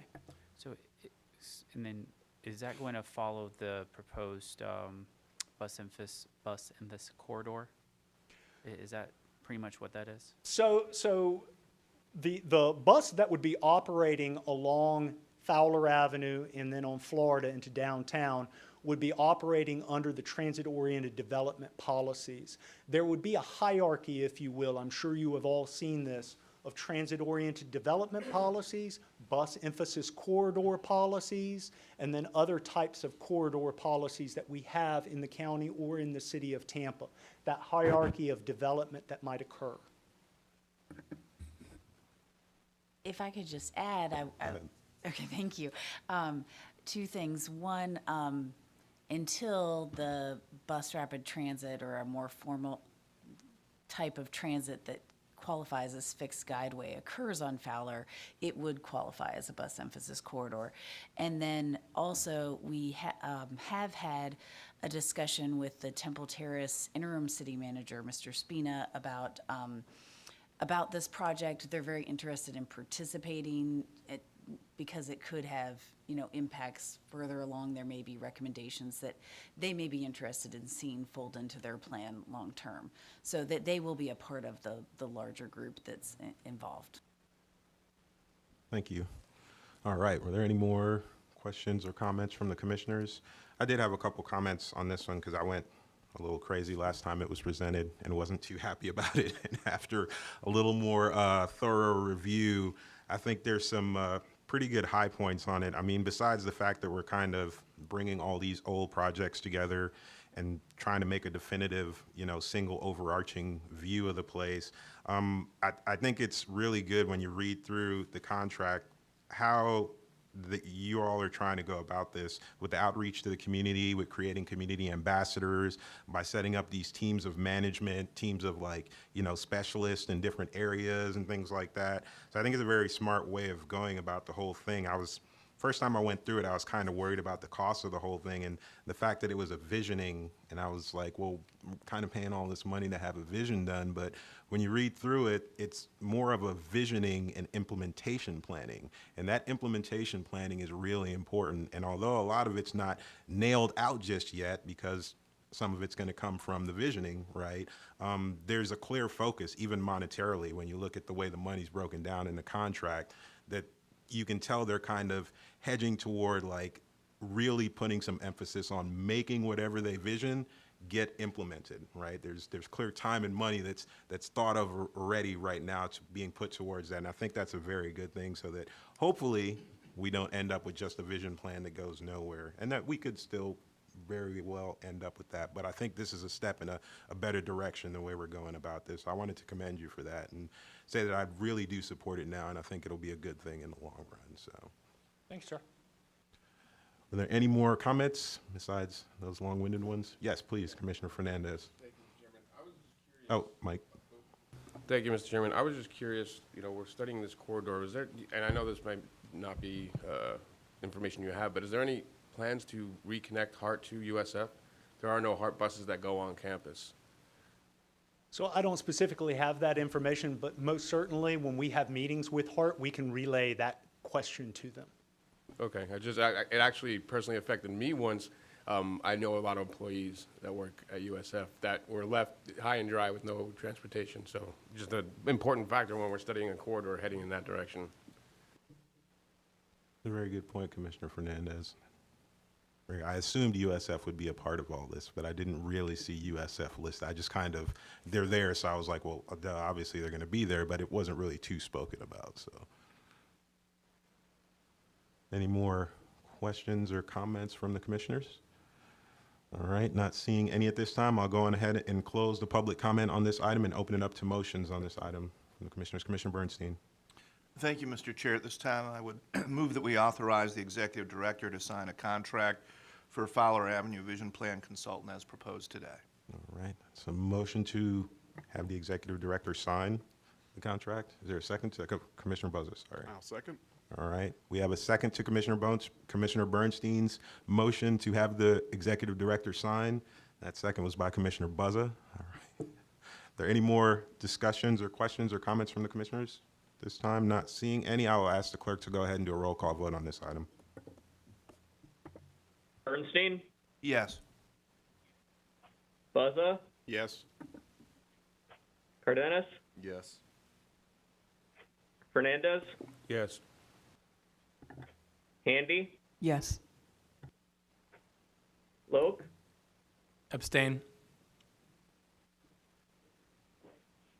Powell? Yes. Saria? Yes. Joseph? Yes. Thank you. Motion carried 8-0 with Commissioner Lau abstaining. Thank you. All right, thank you for the information. And we will move into presentation, and we will move on to our next item of business, 4C, and that's Unincorporated Hillsborough County Procedures Manual Update. And the presenter is Yanika Mills. Good afternoon, Commissioners. Unica Mills, Planning Commission staff. Give me one moment to share my screen.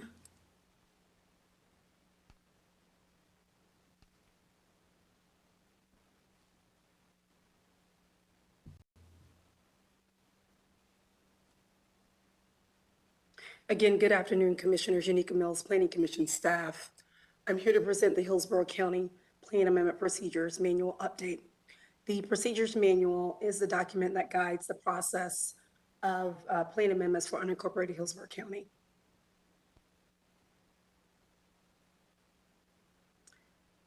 The Procedures Manual for some time now has not been revised. The current version that is in use today has been being used or not been revised since 2016. So in 2020, Planning Commission staff started a total revamp of the unincorporated Hillsborough County Procedures Manual. With this revamp, new revisions will delete all references to Temple Terrace, Plant City in the city of Tampa, and Hillsborough County will now have its own separate procedures manual. Due to some changes in legislation and direction from the recently adopted private property rights element, revisions were needed within the procedures manual. In your backup, you'll have a strike through underline as well as a newly reformatted version of the procedures manual. These versions have been presented to our county legal team as well as Planning Commission legal for their review.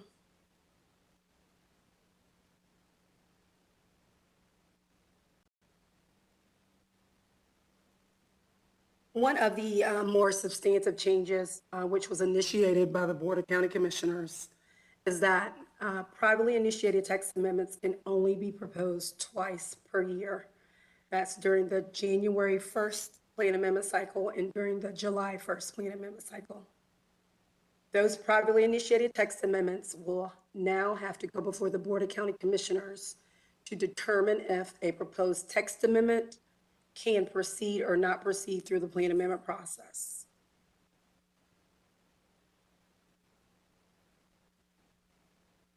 Again, all references to the other jurisdictions of Tampa, Temple Terrace, and Plant City will now be removed with the new plan amendment procedures manual.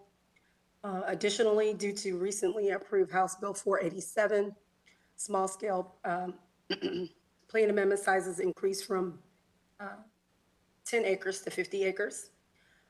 Within the current procedures manual, an applicant can apply for a small scale amendment at any time.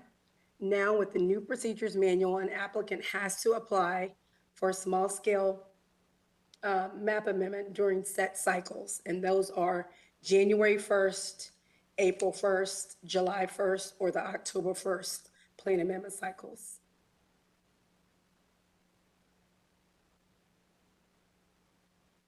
With the new procedures manual, it will now be required that if a citizen requests a neighborhood meeting, an applicant will be required to hold that neighborhood meeting to inform the citizens of the plan amendment proposal.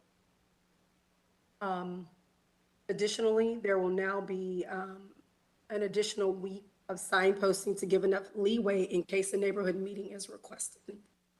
Speaking of neighborhood meeting, commissioners, there was a citizen comment regarding the required neighborhood meeting that we received this morning. You all should have had that on your seats, at your seats today. The citizen comment wanted to refine the timing of the neighborhood meeting, and staff is open to refining the timing of that neighborhood meeting to make it practical for all that are involved in the plan amendment process. One of the additional changes that will be made with the new procedures manual is that we increase the notice distance requirement from 250 feet to 500 feet. Staff, with the update of the procedures manual, did some research of neighboring jurisdictions and found that several of them had a distance requirement of 500 feet rather than the 200 feet that we require currently.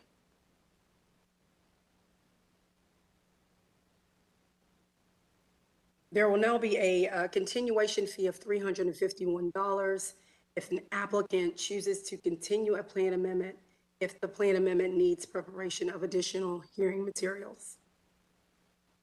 Additionally, as directed by the Board of County Commissioners, all comprehensive plan amendments in unincorporated Hillsborough County will now need to be adopted by the affirmative vote of at least a majority plus one of the total membership of the Board of County Commissioners. I also wanted to bring to your attention that this voting requirement is also outlined in the recently adopted private property rights element.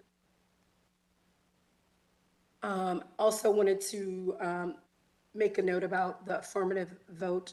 At the last Planning Commission meeting, staff was asked to do some research of other municipalities that may have similar voting requirements. We did find that Gadsden County, Florida, located in the Panhandle, also requires a majority plus one vote for all plan amendments to move forward.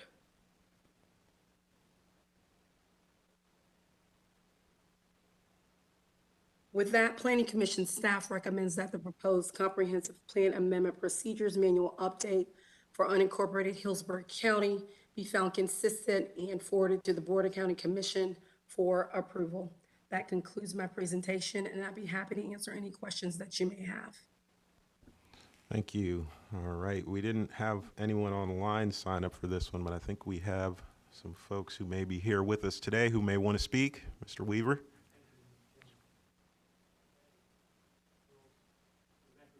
Oop, turn it on.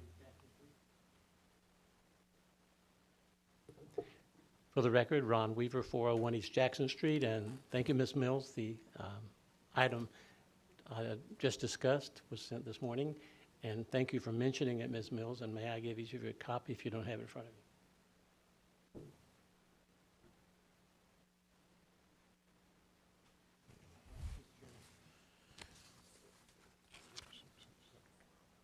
Yeah, I got one. Mr. Jake Kramer and I at Stearns Weaver Miller, 401 East Jackson Street, would like to elaborate a little bit on these comments this morning, which we sent to your staff, and Ms. Mills acknowledged that we're here about the neighborhood meeting section, which is page 10 and 11 of your attachment. It begins like this. On pages 10 and 11 is the citizen-initiated neighborhood meeting. The exact 25 words that we're requesting for implementation, since I realize time is short, you're asked for consistency, then the BOCC will review. So our timing is very, very short. Therefore, we have the 25 words actually requested at the bottom of the first page here. We have underlined those 25 words in 3 places to deal with the following issue. Neighborhood meetings. We're not against them. In fact, they're often very helpful to all of us. They give us a head start, a heads up. They give visioning a good name, the way you mentioned, Chairman, on the last item. We attended Bon Jovi, who sang beautifully the "You Give Love a Bad Name." I believe visioning a good name, like the last item and this item, is that visioning is given a good name by the neighborhood and sensitivity to the neighborhood. Therefore, we request these 25 words to give some meaningful time to do what we have to do with the neighbors, beginning with this. First of all, that practically we want to avoid continuances by some brittle rules here on the subject of when community meetings, when you're faulted or double faulted at Wimbledon yesterday for what you do with respect to the neighborhood meeting timing and the like. It's very difficult to set up a community meeting with only 14 days notice from a citizen. This could probably be resolved by making clear that the applicant-initiated meetings suffice for the community meeting requirement, even if a citizen requests one later, rather than squeezing us into a box that doesn't work for the neighbors or for us or our applicant clients or our experts. And that is implemented by the very first language. If you look at the very bottom of the page, you'll see underlining in line 3 of citizen-initiated neighborhood meeting, the words are unless. With respect to an applicant shall be required to conduct a neighborhood meeting if requested by any resident that received email notice of the plan amendment, provided the meeting is requested 14 calendar days prior to Planning Commission public hearing. Now, it doesn't say at least or more after 14, but we'll forget that little question with respect to the missing at least or more as to whether it's implying you have to do it on that day. We saw their problem and several others by adding the words unless the applicant has held or scheduled an applicant-initiated neighborhood meeting, getting at it earlier in neighborhoods where the neighborhood meetings are especially important, and there are very few where it isn't urgent to keep envisioning a good name. Next page, a few words to implement with respect to the fact that the specific revisions we're requesting and copying to 14 members of the industry who are named at the top of the page, who've been talking about this issue a little bit lately, is that you would have the applicant's initiated meetings are too restricted. Going back to just the citizen-initiated, the meetings that we initiate, the applicant-initiated meetings are also, by this draft respectfully, too restricted. Since they can't be held until 10 days after the notice deadline, which leaves us 11 days before a hearing for a meeting to occur, this is not enough of a window for the meeting to occur, especially in some areas where locations for meetings can be difficult to find or have very limited availability, as we're getting more and more again. Therefore, it definitely doesn't allow enough time for comments to be digested and the project to be revised if necessary. Or for the applicant's summary to be included with the staff report, which usually goes out a week before the hearing, if you see how we've just scrunched 3 or 4 different dominoes into a confined space that might often not work. Therefore, the language on that next page, implementing a solution, is to add the words, if you will, at the top of that second page. If the applicant chooses to have the neighborhood meeting, notice of the neighborhood meeting to include the location, time, et cetera, must. And then we would like to strike your words, included in the required mailed, and change it to sent to the required mailing list, which is getting it to the right people, as you've just expanded it, of the plan amendment. Then we'd like to add a sentence to implement this for our own applicant-initiated neighborhood meetings. The applicant-initiated neighborhood meeting may be held at any time after filing an application. This means you won't be stunned by an ambush by a neighbor coming in on the 14 days before, whether you get the at least or more or not, from that semantic clear up. You don't have to worry about the last minute too close to the Planning Commission. You can go and get started and use a runway that enables you and the neighbors to get the meeting set, availabilities, meet, and then digest it, then do the write-up by the applicant, and then the write-up by the applicant be included a week before the hearing in what the staff sends out. All of that requires some of the flexibility for which we request these 25 words of implementation, and would request a meeting with staff just after this or very soon if need to further implement. But we believe these words will help us both to keep visioning and neighborhood visioning that good name, Mr. Chairman. All right, Mr. Weaver, thank you for your comments. Is there anyone, either of you two, signed up to comment on this? No? Okay.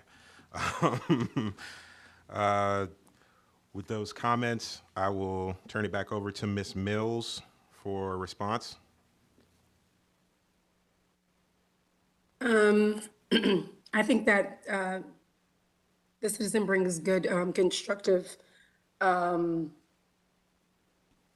criticism or good verbiage that would help the process. I don't, just in my initial review of it, see any challenges with making those revisions to the current language.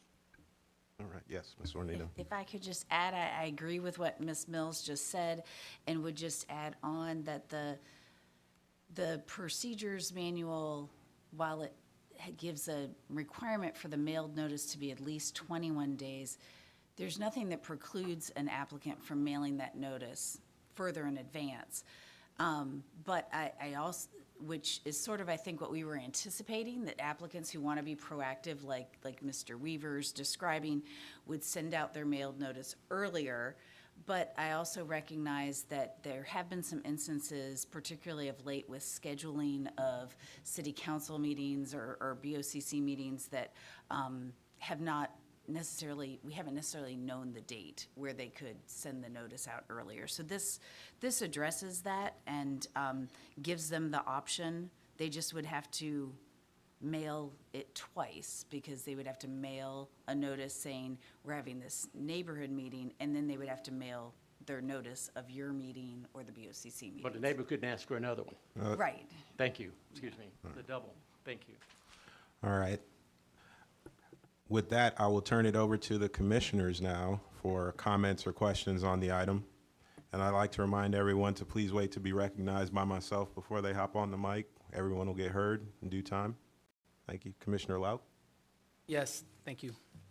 The majority plus one on the small scale comprehensive plan amendments. What, question for staff, Ms. Mills, what's our thought process behind that? Why are we making that change? Again, it's for all, it's going to be required for all plan amendments within unincorporated Hillsborough County. And I believe the thought process behind that was that it should be just as, I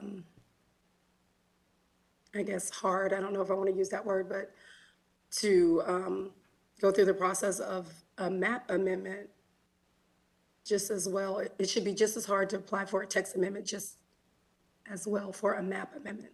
So it kind of gives an even playing field for both map as well as text amendments going through the process. You need just as many votes to have them approved. Yeah, and if I could just add, the Board of County Commissioners already made a decision in their private property rights element to institute a supermajority for all plan amendments. So this is really just making the procedures manual consistent with what the board has already adopted into their comprehensive plan. That helps, thank you. All right, were there any more questions from the commissioners? Yes, Commissioner Handy. Thank you. Having been a rural resident that has been through a lot of these comp plan amendments and attended and tried to get input and have comments relayed, I think that this is really important because these comp plans are really sort of the due diligence tool for rural residents and probably urban residents too, but rural residents that can be affected very, very heavily by changes to the comp plan, and they need every opportunity to weigh in and become a member of that or become a part of that process. And I know that they're the ones who often feel ambushed by something that they were not given ample notice of. Maybe they couldn't attend the one meeting that was held. And I think that I understand Mr. Weaver's concerns here with timing and everything. However, I think that every single opportunity should be given to the neighborhood and to the citizens, and the burden should be placed on the applicant. If they're going to mess with our comp plan, then they should be bending over backwards in every way possible to make sure that the citizens are involved in the process. If that means more than one public meeting, then so be it. And so what I don't agree with is that the part about unless the applicant has held or scheduled an applicant-initiated meeting, because how do we know that the person asking for that didn't know about it, might have missed it, was unable to attend? I don't think that we, and I'm not trying to draw out the process so much as I'm trying to make sure that everybody has the opportunity to be heard and to make sure that they know about something that's going to affect their neighborhood and their quality of life and their future, because according to their comp plan right now, it says X, and this goes through, and all of a sudden it says Y, and they're like, well, wait, what happened here? And it's a big deal, and I think they need to be afforded the opportunity to be heard. Thank you. Thank you, Commissioner Handy. Yes, Commissioner Bernstein. Thank you, Mr. Chair, and thank you, Mr. Weaver, for submitting these suggested changes. Just a couple of quick questions on them in terms of how this would play out in reality, because I see these two proposed sets of changes achieving two different things in a way.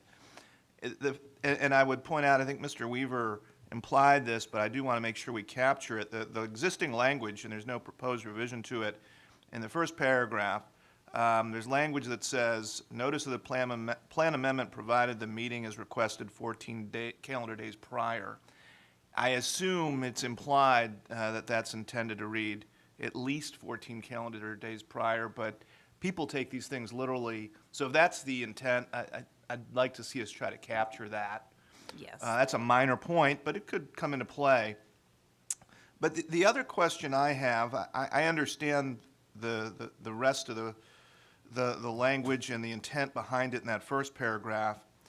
There is language in the second paragraph that is substituting for this 10-day minimum, and if I understand the intent behind it, I get it. It's designed to try to avoid this maybe unintended compression, but it substitutes the terms any time after filing an application, which I guess read literally could be minutes after an application's filed. And how would that play out in the eyes of a community? I know that's not the intent here, but it could be used for that purpose. And I don't know, unless I'm misunderstanding the circumstances, going from a 10-day minimum to no minimum at all, essentially, what would that look like if taken to its logical extreme, someone literally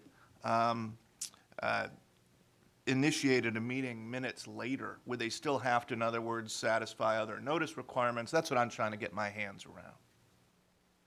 They would have to meet everything else. They would have to meet everything else, as Ms. Zornita just clarified, I think, just a few minutes ago. So it's already compressed. Therefore, what you're doing is you're giving a longer runway for hopefully the same issues on the subject. But there's a notice of the meeting, so there'll be time for anyone to gather for that meeting in order to have the minimum time in order to come to the meeting. So it's not like an ambush by a developer by quick minute after, and then we'll see tomorrow. It would be after the same time frames in order to get folks to the neighborhood meeting. So in other words, they still benefit from the same baked-in timetables that are already there. Correct. It's not Minus designed the to. second attempt on the 14th day before the planning commission for the first time by a neighbor because the applicant didn't. God, you almost have to Or a second one diagram. if the applicant did, or a second one if the applicant did. I see. Yeah, you almost have to diagram it out, I think, which is why I'm struggling a little bit, but thank you. Looking at no double fault yesterday at Wimbledon. I guess, I think that you do make a good point that I guess my suggestion would be that if the planning commission is inclined to include these changes, that perhaps staff be given some latitude to make any conforming changes that need to be made, because I could see where it might be beneficial to make it clear that that doesn't substitute for the required notice that was above, that type of thing, make some linkages between the sections. Yeah, exactly my point. Thank you. And yeah, that might be time well spent, because I don't hear that that's the intent behind these changes. Any more? Commissioner Powell. Thank you, Mr. Chair. I had a question for Unica really fast. Maybe I misheard earlier, but I thought that I heard that you said that when the submittal period, that the Board of County Commissioners had to approve of that? Was that meaning for the private initiated, they had to approve for that, or they had to approve for publicly initiated changes? Because I thought I heard you say they had to do that for private, just to hear the meeting. Those are for privately initiated text amendments. I believe that's what you're referring to. Correct. Yes, those are for privately initiated text amendments. So for privately initiated text amendments, the Board of County Commissioners has to weigh in on whether or not to even have the possibility to have that done? That is and correct. Then it goes through the process? So Correct. it's kind of like a de facto, they could, okay. Yeah, that was a request of the Board of County Commissioners sometime in 2021. There was a board agenda item that specifically made a motion to ask us to update the procedures manual to address text amendments to the comprehensive plan in a similar process to how they do text amendments in the land development code. Today, if a private applicant wants to do an amendment to the land development code, they have to have that amendment evaluated for what type of outreach should they do, because the land development code impacts countywide potentially. That is all brought to the Board of County Commissioners, and they make a decision whether or not that amendment should move forward or not. So they asked us to mimic that same process for text amendments to the comprehensive plan. So essentially, they want to have a meeting to figure out whether or not they want to have another meeting. Yeah, a meeting to figure out whether or not the amendment should move forward through the process. Without hearing the whole process. It will be a public meeting at the BOCC land use meeting, where a publicly noticed meeting, but yes. I guess I have concern there with being able to do process and rights for those who are trying to get through that process. So I mean, I don't want to throw the baby out with the bathwater, but there's so many like little things here that just really bother me. Well, and I would just say the original request from the Board of County Commissioners was to remove privately initiated text amendments, and we did altogether from being allowed to ask. And we did quite a bit of research, Unica did, on what other communities do, and tried to come up with a solution because we felt it was important that people still have the ability to ask. Now, this specific requirement that we're talking about, I know that there's only one county in the state that requires a supermajority. Is that the same for what they're doing for here for the meeting? Is this standard, across other counties and jurisdictions? It's been a little while since I looked at that research. My recollection is that there are quite a number of counties actually that do not have a process for privately initiated text amendments. The text amendments are initiated by the local government. So if somebody, if somebody says, we really want that in this policy to be changed, they bring it to the local government, and the local government initiates that on their behalf. So that was something that we found. There were a number of places that handled it that way. There were a number that allowed people to make applications. So it was more of a mix than, now we did not survey every local government in Hillsborough County. We surveyed a number of similarly situated counties throughout the state. Okay. Thank you for answering that question. And I think I was the one who asked the question about, how many, different counties, do require a supermajority. And I think that going forward, when you're thinking about the future, this is going to, impede being able to make changes in the future, because now you're going to need, a supermajority. And when I think of, other large, very important government, bodies, they don't, that I'm aware of, Supreme Court, being one of them, they don't require, supermajorities. It's just a majority vote, and that's set up for a reason. And now we're pressing to a point where it's, a majority plus one, then majority plus two, then you must have, unanimous consent. And that's gonna be a problem. And I know that this isn't gonna, I'm not gonna change it, but I just want the record to reflect that I think that is a bad vision to have going forward. Thank you, Commissioner Powell. Commissioner Cardenas. I was going to say something else before, but then this came up. Is the meeting before the meeting kind of like a briefing? Kind of like what we have here? Yeah, it's set up to go through what they call the minor modification process. It would be a personal appearance in front of the Board of County Commissioners. So the applicant would be afforded the opportunity to come in front of the Board of County Commissioners, explain what it is they're asking. Staff would have a report that I believe would cover what type of outreach might be anticipated. Because right now, all that's required for a text amendment is an ad in the paper.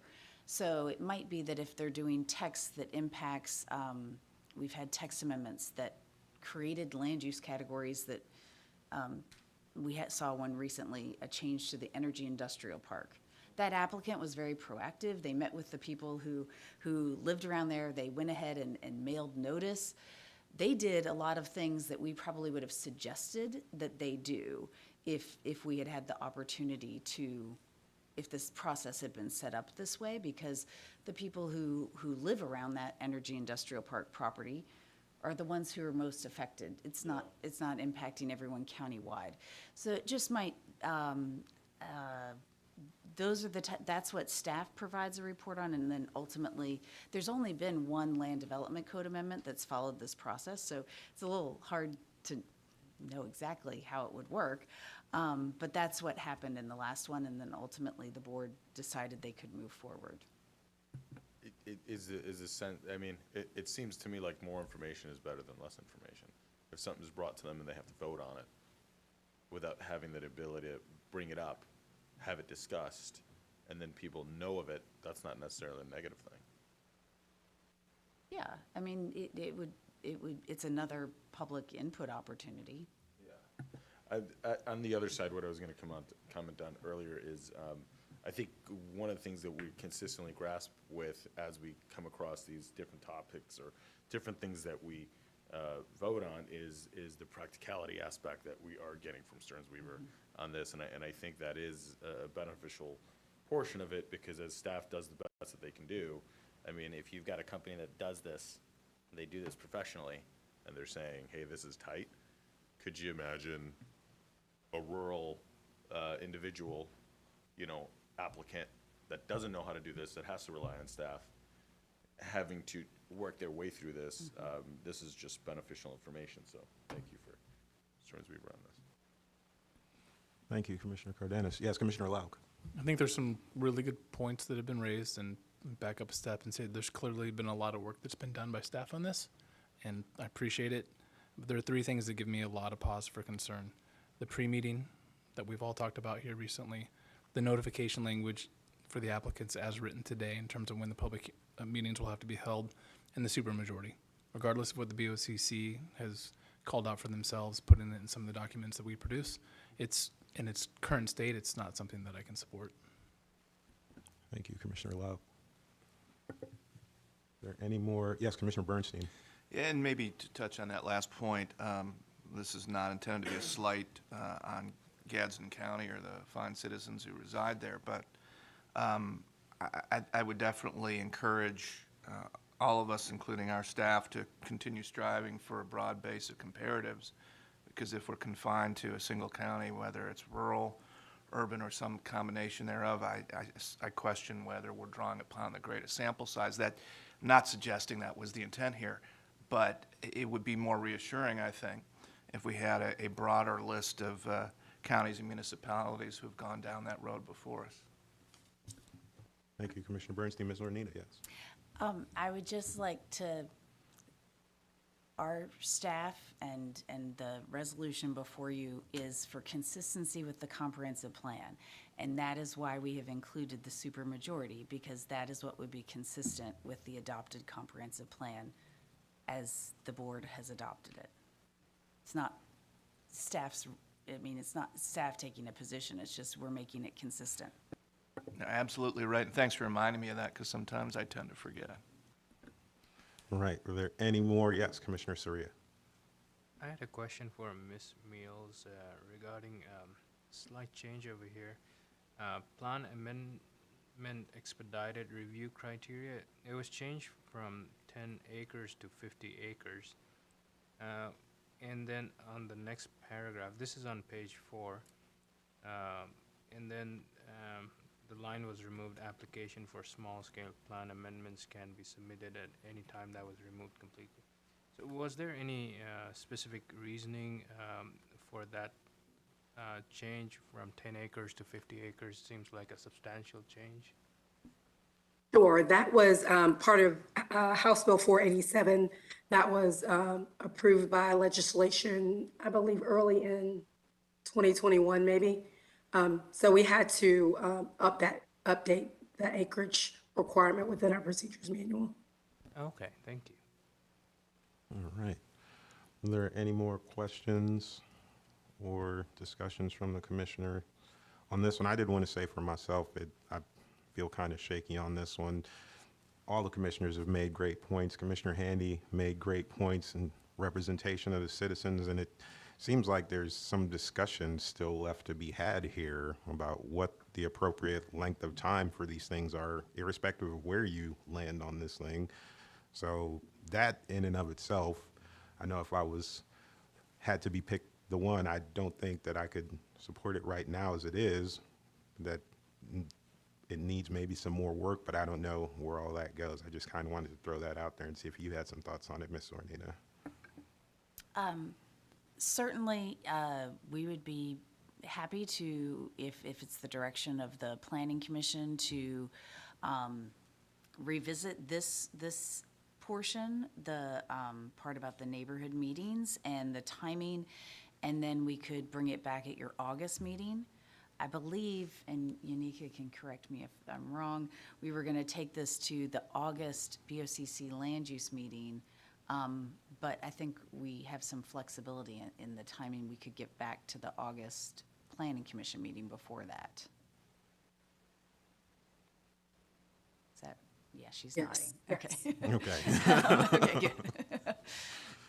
All right, so do we need a motion to do that kind of thing, Tracy, or how does that work?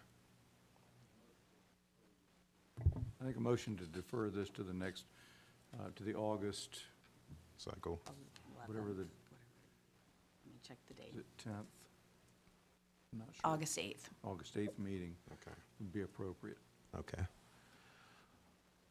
All right, given all that information and discussion, commissioners, absorb it. And I will ask again if there's any more questions from you or any more discussions at this point in time. All right, with that, I will go ahead and close public comment and open the floor up to motions from the commissioners on this item. Yes, Commissioner Powell. Thank you, Mr. Chair. I would like to make a motion that we postpone action item C, Unincorporated Hillsborough County Procedures Manual Update, and defer to our August 8th Planning Commission meeting. All right, we have a motion to move this item to the August 8th meeting. Is there a second to that motion? Commissioner Lauk? Second. All right, we have a second to that motion to move by Commissioner Lauk. The motion was made by Commissioner Powell, by the way. Is there any more discussion this item from the commissioners? Not seeing any. I will ask the clerk to go ahead and do a roll call vote on this item. Bernstein, Yes. Boza, Yes. Cardenas, Yes. Fernandez, Yes. Handy, No. Lauk, Yes. Powell, Yes. Sierra. Yes. I'm sorry, I didn't hear your vote. Yes. Joseph, Yes.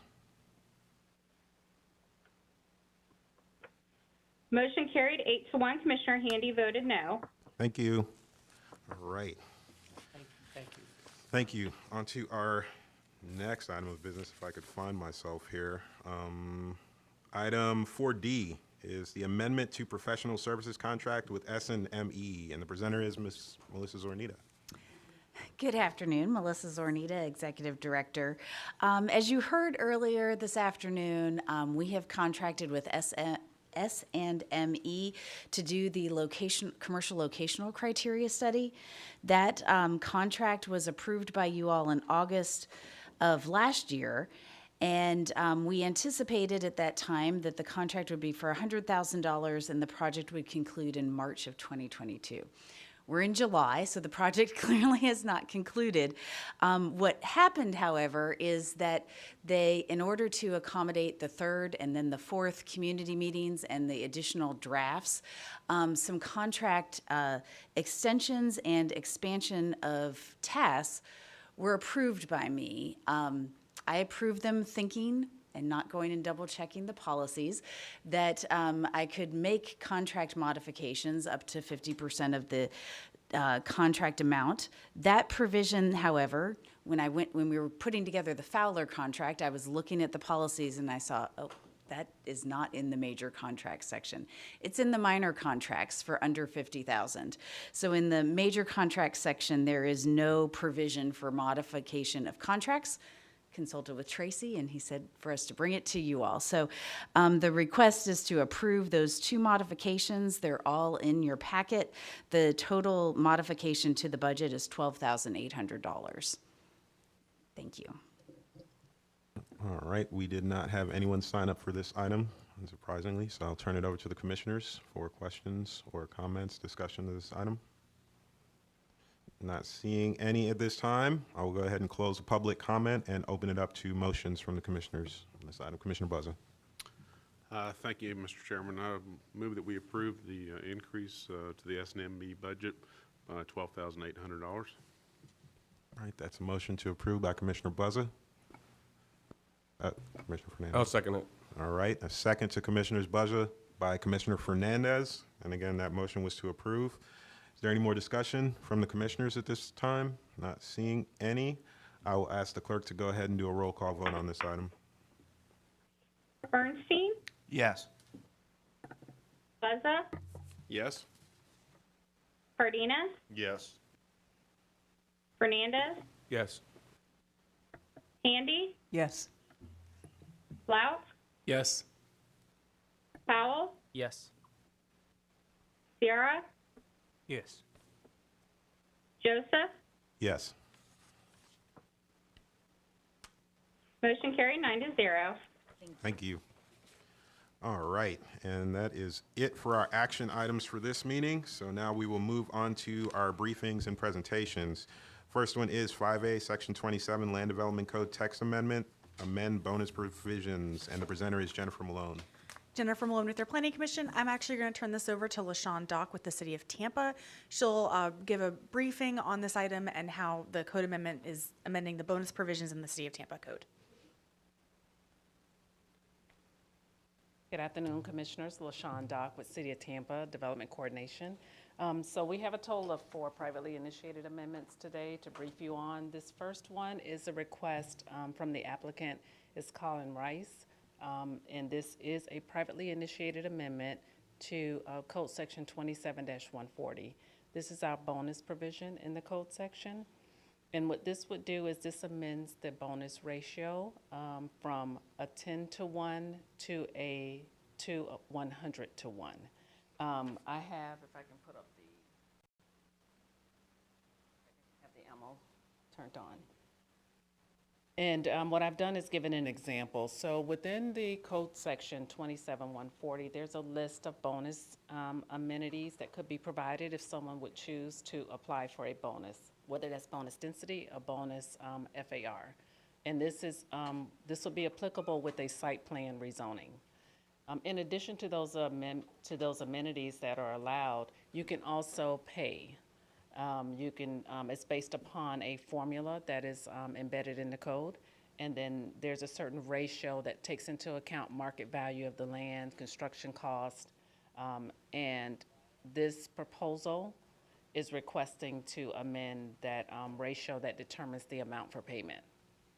These payments are typically applied to a capital improvement project, and we work with mobility to determine the project that it would apply to. The applicant initially submitted the request that would apply citywide.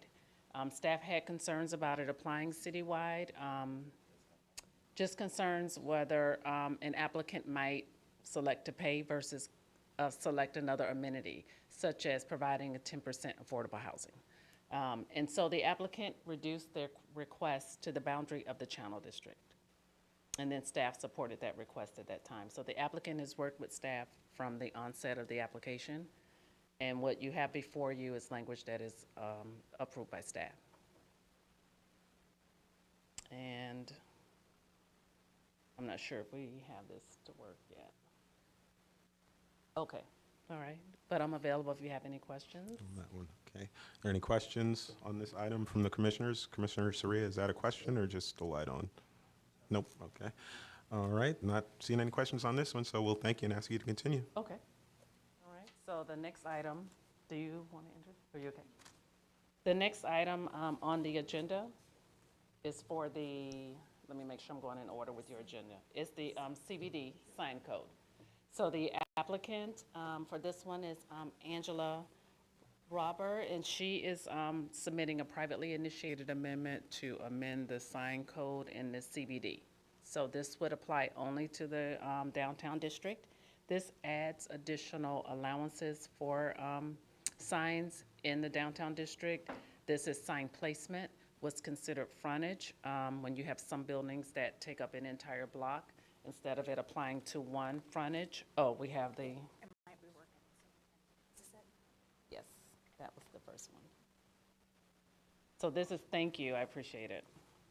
So this was the, I apologize, this was the example given for the bonus density, the bonus payment. I don't know if anyone would have any questions on that, but it just gives you that example to show the difference from a 10-to-1 ratio to 100-to-1. And then what we have currently before us now, what I'm discussing is the CBD signage for the downtown district. What this does also is this takes the code section which exists in the code currently under Article 6 for projecting signs, and it places it in the CBD section of the code. And then there are other minor modifications that are made, including the building signage, marquee signage, and awning signage. And again, the applicant has worked with staff from the beginning of the initial submittal. So the language before you, staff has no objections to. And All I'm right. available if you have any questions. All right. Are there any questions from the commissioners? Comments on this one? Commissioner Surya? I had a question on the first slide that you put, the ratio. Yes. So is it increasing or decreasing? Because the amount decreased, but the ratio is increasing, so it's interesting to see the maths over there. So if you could explain that a little bit more. Absolutely. It would decrease the amount of payment that the applicant or the developer would make for development within that district, Okay. within the channel district only. All right, thank you. You're welcome. Absolutely. All right. And I also noticed, I think I'm in error here, we had someone sign up to speak about this item, and it's not an action item, so they should have spoke earlier on in the public comment. But I'm not even sure if they're on the line because I checked online and I don't see them, but I'm going to give them an opportunity to make their comments here if they are on the line. Again, remember, this isn't an action item, so I'm just giving you a chance to talk if you're out there. And the name is Angela. No last name. She was here and she had to leave. Oh. She's the applicant for the CBD. I sort of figured that might be what it was too. Just got to check, make sure. Absolutely. All right, so no one else signed up for that one. Planning commissioners didn't have any more comments, so we'll thank you, and we'll move on to the next one that I'll announce for you so you don't get confused. I was remiss last time. 5C, Section 27, Land Development Code Text Amendment, Tampa Heights Overlay District Development Standards. Please go. Thank you so much, LaShawn Dock, City of Tampa Development Coordination. So this item is a privately initiated amendment. The applicant is Brian Seal. This is a request to create a Tampa Heights Overlay District. This would create design standards which would apply to that district. It would include standards to the residential development. So this is any modification or any major renovation or new development. This would apply to these areas of the residential portion of the text. So this would apply for fencing, orientation of front doors. These are the things the community has had concerns with recent rezonings that have come to City Council, in which they just don't have any control over the design standards because none existed for Tampa Heights. The alley access is one that was a big point for the community. They felt it's important to utilize the alley when it does exist, when it is open. And the driveway orientation and garage placement. Some of the language that you have before you will be slightly modified by the time of public hearing. This was workshopped at City Council last month, these items. And so there are minor modifications which will be made to the language and you'll have before you before the public hearing. At the onset of this submittal, initially, only changes were going to be proposed to the residential properties only, but then they added a small portion for commercial and mixed-use properties to recognize things like parking offsets, which was very important to the community, and parking ratios. And so that concludes my presentation for that one, if you have any questions. All right, yes, Commissioner Powell.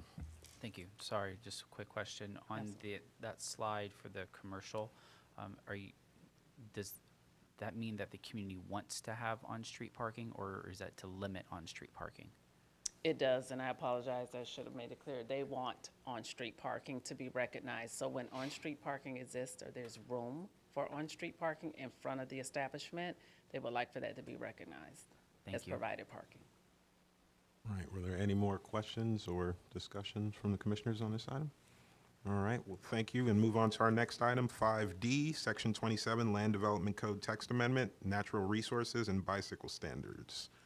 Yes, thank you so much. So our last privately initiated amendment, the applicant is Ricky Pederica, and the changes are proposed to the definition of the grand tree. There are minor modifications to that, and also through his amendment, he would create bicycle parking standards, which would apply citywide. They currently do not exist in the code. In a couple of special districts, there's some standards that are provided in the zoning code, but this would create a section for the bicycle standards. And then there are minor modifications to 27-284 to include specifications on grand tree species. Also, the landscape and tree planting standards, there are minor modifications to that and cleanups that were done regarding the landscape buffer. Some of these changes, staff has had listed as publicly initiated changes that we'd like to make, and he has kind of incorporated it in his private request. So again, this applicant has worked with staff and natural resources to bring before you the language that you have now. All right. And I'm available for questions. Any questions from the commissioners? I have a minor curiosity. Bicycle Sure. parking, does that mean like bike racks, or does that mean where you leave the bike after you get off of it? It's actually the bicycle racks and the placement and really standards for offsets for that if you're providing it. Okay, cool. Little of them. All right. Any more? No, not seeing any. Well, thank you for the information and move on to our next item. Thank you so much, Commissioners. It is 5E, TA CPA 22-09, Comprehensive Plan Map Amendment, multiple folios located generally northeast of the intersection of West Varn Avenue and South McDill Avenue. And the presenter is Danny Collins.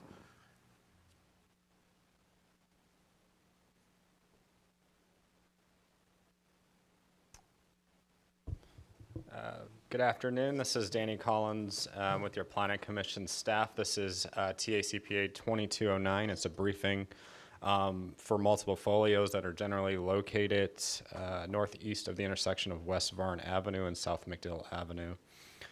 The subject site is within the South Tampa Planning District. It's within the Ballast Point neighborhood. It's within the COSI Hazard area. And it's also within the MacDill Air Force flight path, and it's just north of the MacDill Air Force Base, shown here on our locational map. Here is an aerial map of the subject site and the surrounding properties. You'll see the subject site. It's shown in yellow, and it's outlined in black on our aerial map. It's generally northeast of the intersection of South McDill Avenue and West Varn Avenue. The surrounding area is predominantly residential in character. There are single-family detached residential uses, generally east and northeast of the subject site. Directly to the south of the subject site are single-family attached, as a single-family attached townhome development. And then to the west of the subject site, west of South McDill Avenue, are detached single-family residential uses. This area northeast or northwest of the subject site is the MacDill ELAP Park. And that's presently owned, I think it's about 45 plus acres. It's owned by the city of Tampa. This is just a quick background. This is a privately initiated amendment. It's small scale in size. It's approximately 1.42 acres. Approximately 1.18 acres are designated residential 20, and then the remaining 0.24 acres are designated residential 10. This request would recognize the entire site under the residential 10 designation. Here is the adopted future land use map. As you can see, a majority of the subject site is recognized under the residential 20 designation. The southeastern portion of the subject site, shown in this orange tannish color, is recognized under the residential 10 designation.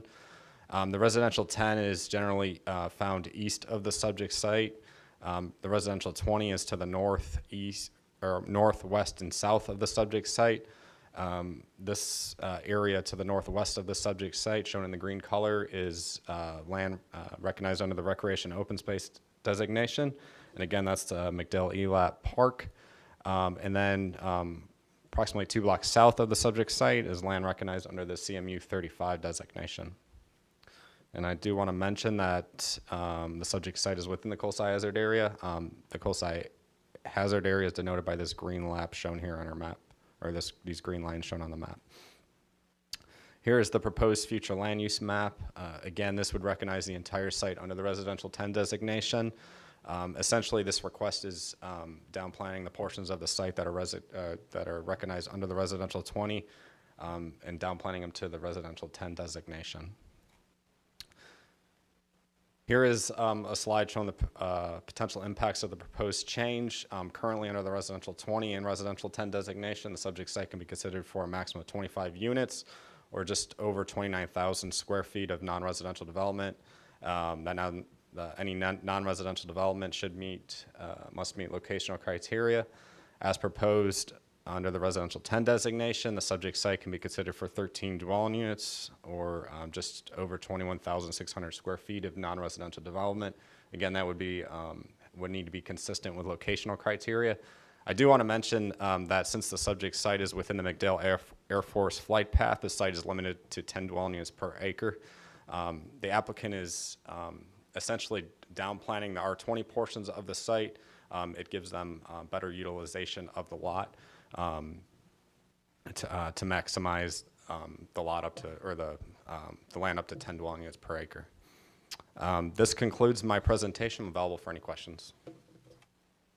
Thank you. Are there any questions from the commissioners? I have just one quick one. I saw some R20 lots across the street. If they're all limited to 10, then shouldn't we be looking at that as an agency or something? I mean, anything along that flight path is obviously going to be limited to 10, so. There are a lot of, that flight path covers a big area. Right. So there would be a lot of parcels that would need to come in to downplan everything at R10. If I may. Yes, go ahead. Yeah, The other thing I would say is that going from like residential 20 to res 10 also impacted their floor area ratio. So, we're cautious about any, reducing people's overall development entitlements. Yeah, I wasn't talking about going in and reducing them all on the map, but I mean, there's obviously going to be conflicts and things. I would wonder if there's a flight path map. So like, okay, if I'm going to buy one of those properties, I kind of want to know something. I'm being limited like that. So just as an agency of thought, there's nothing for you to do in the presentation. I'm just having kind of an open conversation here about it. Yeah, So. we do have that as a layer on our maps. Jennifer. Yeah, we have a flight path layer. I'm not sure if we have a specific map or anything in the comp plan for it, but I know we have, on PIMA, we have layers and stuff for that. Okay. Okay, cool. All right. Did you want to, Commissioner Powell? Question. I never saw that layer. That's something that's available to the public, for a flight path, or we know about it, but it's not, public information, because we know where the water lines are, but we don't tell people. Yeah, it's mentioned in the comp plan. I'm not sure if it's actually adopted in the comp plan, like the map, but I believe it's also in PIMA. Mr. Robin wants to opine on this, so. There's an airport zoning overlay for all airports, which kind of looks like a cone coming off the runways, which restricts height within those zones for safety and protection. And I'm sure that what we're discussing here is the same thing on McDill. Jennifer Malone, if I may. If Tony Garcia was here, or Tony Rodriguez, they would be able to give a lot of really great historical knowledge on this.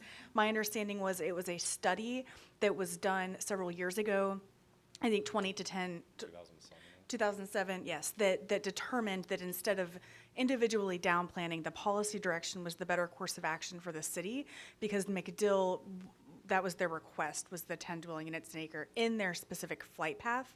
It's a little different than the other airport flight path, because it does limit their density, but not their intensity, as Melissa Zornita correctly pointed out. It is in the plan. There's policy direction in the plan on the McDill Air Force Base flight path. I'm sure you'll see those policies in the report when they come before you next week.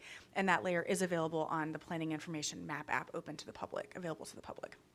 All right, thank you. Don't sell yourself short, Ms. Malone. You did just as good as the Tonys, so. All right, and having taken us on this circuitous path now, no other questions, I'll apologize to my commissioners, and we'll thank you for the presentation and move on to our next item of business. 5F, TACPA 22-10, Comprehensive Plan Map Amendment, 3204 and 3210, West Cypress Street, and the presenter is Emily Phelan. Hi, good afternoon. Emily Phelan with your Planning Commission staff. This is a briefing on TACPA 2210, located at 3204 and 3210 West Cypress Street. The subject site is located within the Central Planning District and the Oakford Park neighborhood, and it's also indicated right here on the locational map. Here's an aerial of the subject site and the surrounding area. The subject site is outlined in red, and it fronts West Cypress Street, and it's bound by North Bradford Avenue to the west and North Matanzas Avenue to the east. And then North McDill Avenue is also further to the east. Just a quick background, it was privately initiated. It is a small-scale amendment, and the subject site is approximately 0.64 acres. The request is to go from residential 20 future land use designation to community mixed use 35. This is the adopted future land use map. The subject site is outlined in black, and it is recognized under the R20 designation. As you can see from the map, and also to the west, the CMU 35 designation is present, and this is R10 as well as further to the north across the street. This is the proposed future land use map showing the site under the CMU 35 designation. The potential impacts of the site would allow for an increase in the number of allowed dwelling units and the maximum square footage. Currently, the site can be considered for 12 dwelling units and slightly under 14,000 square feet of non-residential uses in the R20 designation. Under the proposed CMU 35 designation, the site can be considered for a maximum of 22 dwelling units and just over 55,700 square feet of non-residential or residential uses. The proposed CMU 35 would also introduce the CG zoning category. And this concludes my presentation. If you have any questions. Thank you. Are there any questions or comments on this one from the commissioners? Not seeing any, we will thank you for the information and move right along to our next one. 5G, TACPA 22-11, Comprehensive Plan Map Amendment, 2502 and 2504 North Boulevard, and the presenter is Sam Thomas. Good afternoon, Commissioners. Sam Thomas with your Planning Commission staff. This is a briefing for TACPA 2211 located at 2502 and 2504 North Boulevard. Here is this locational map. It's in the Central Tampa Planning District and the Ridgewood Park neighborhood. Here's an aerial map of the subject site. You can see the subject site highlighted in yellow here. It is bound by West Amelia and North Boulevard. It's just to the east of the Hillsborough River that you can see down here in the corner. And it's just to the north of the Tampa Heights development to the south. There is largely single-family residential, especially once you get to the west side of North Boulevard. Once you're on the east side of North Boulevard, you have a mix of single-family attached, detached, and some multifamily apartments as well. So on the background slide, I would like to give you guys a little bit of an update. A few hours ago, we did get an application update for this application. So some of the changes, there will be some changes to this here. It is a small scale and it is privately initiated. The acreage is actually going to go from 0.33 acres to probably 0.82 acres. And the request will no longer be from residential 10 to residential 20 to residential 35 and CMU community mixed use 35. It'll bring in a parcel to the north that also includes CMU 35. And I'll show that on our map on the next slide and kind of help it make a little bit more sense. So here it is on our adopted future land use map. So the updated application is going to bring this parcel into the north right here that you can see has CMU 35 and R10 on it. So wanted to give you guys a little bit of a heads up on that. We will be making the changes based on that to our report and everything else. You can see the site is currently recognized under the R20 future land use designation and the R10 designation. To the east of North Boulevard, everything is recognized under the R10 except for this site right up here along West Columbus that was actually brought in and changed to residential 20 under TACPA 2119 not too long ago. To the north of North Glenwood Drive here, you can see this green that is a park recognized under the recreational open space. To the north of Columbus, you can see this purple right here that is the CMU 35. And then on the east side of North Boulevard, you can see all the parcels are recognized under R35. Here is the proposed adopted future land use map. So with that new application coming in, it'll bring that parcel to the north end where the little bit of R10 is. And instead of these two parcels that are currently highlighted being CMU 35 and R35, the applicant is requesting R35 on both of these parcels and CMU 35 on the parcel to the north. So hopefully that makes sense now that you can see the map in front of you. So the potential impacts of this request, existing under the R10 and the R20, 4 units can be 4 units or 6,132 square feet of non-residential use, depending on locational criteria, can be considered. Under the proposed CMU 35 and R35, 10 units can be considered, or 18,676 square feet of residential or non-residential uses. The proposed amendment would allow for additional density and intensity and would introduce the possibility of the RM24, OP, and CG zoning districts. And that concludes my presentation. I'm available for any questions. All right, thank you. Are there any comments or questions from the commissioners on this item? Not seeing any. We'll thank you for the presentation and information and move on to our next item of business. And then, sorry, just one other thing. I do have the next steps for these Tampa Planning Commission, or for these Tampa Plan amendments. They'll be coming back to you guys for a public hearing on August 8th and then going to Tampa City Council in September 2022. Thank you. Thank you. All right, our next item up is 5H PC CPA Plant City. PC CPA 22-04 Comprehensive Plan Text Amendment, Gateway District, and the presenter is Mr. Mark Hudson.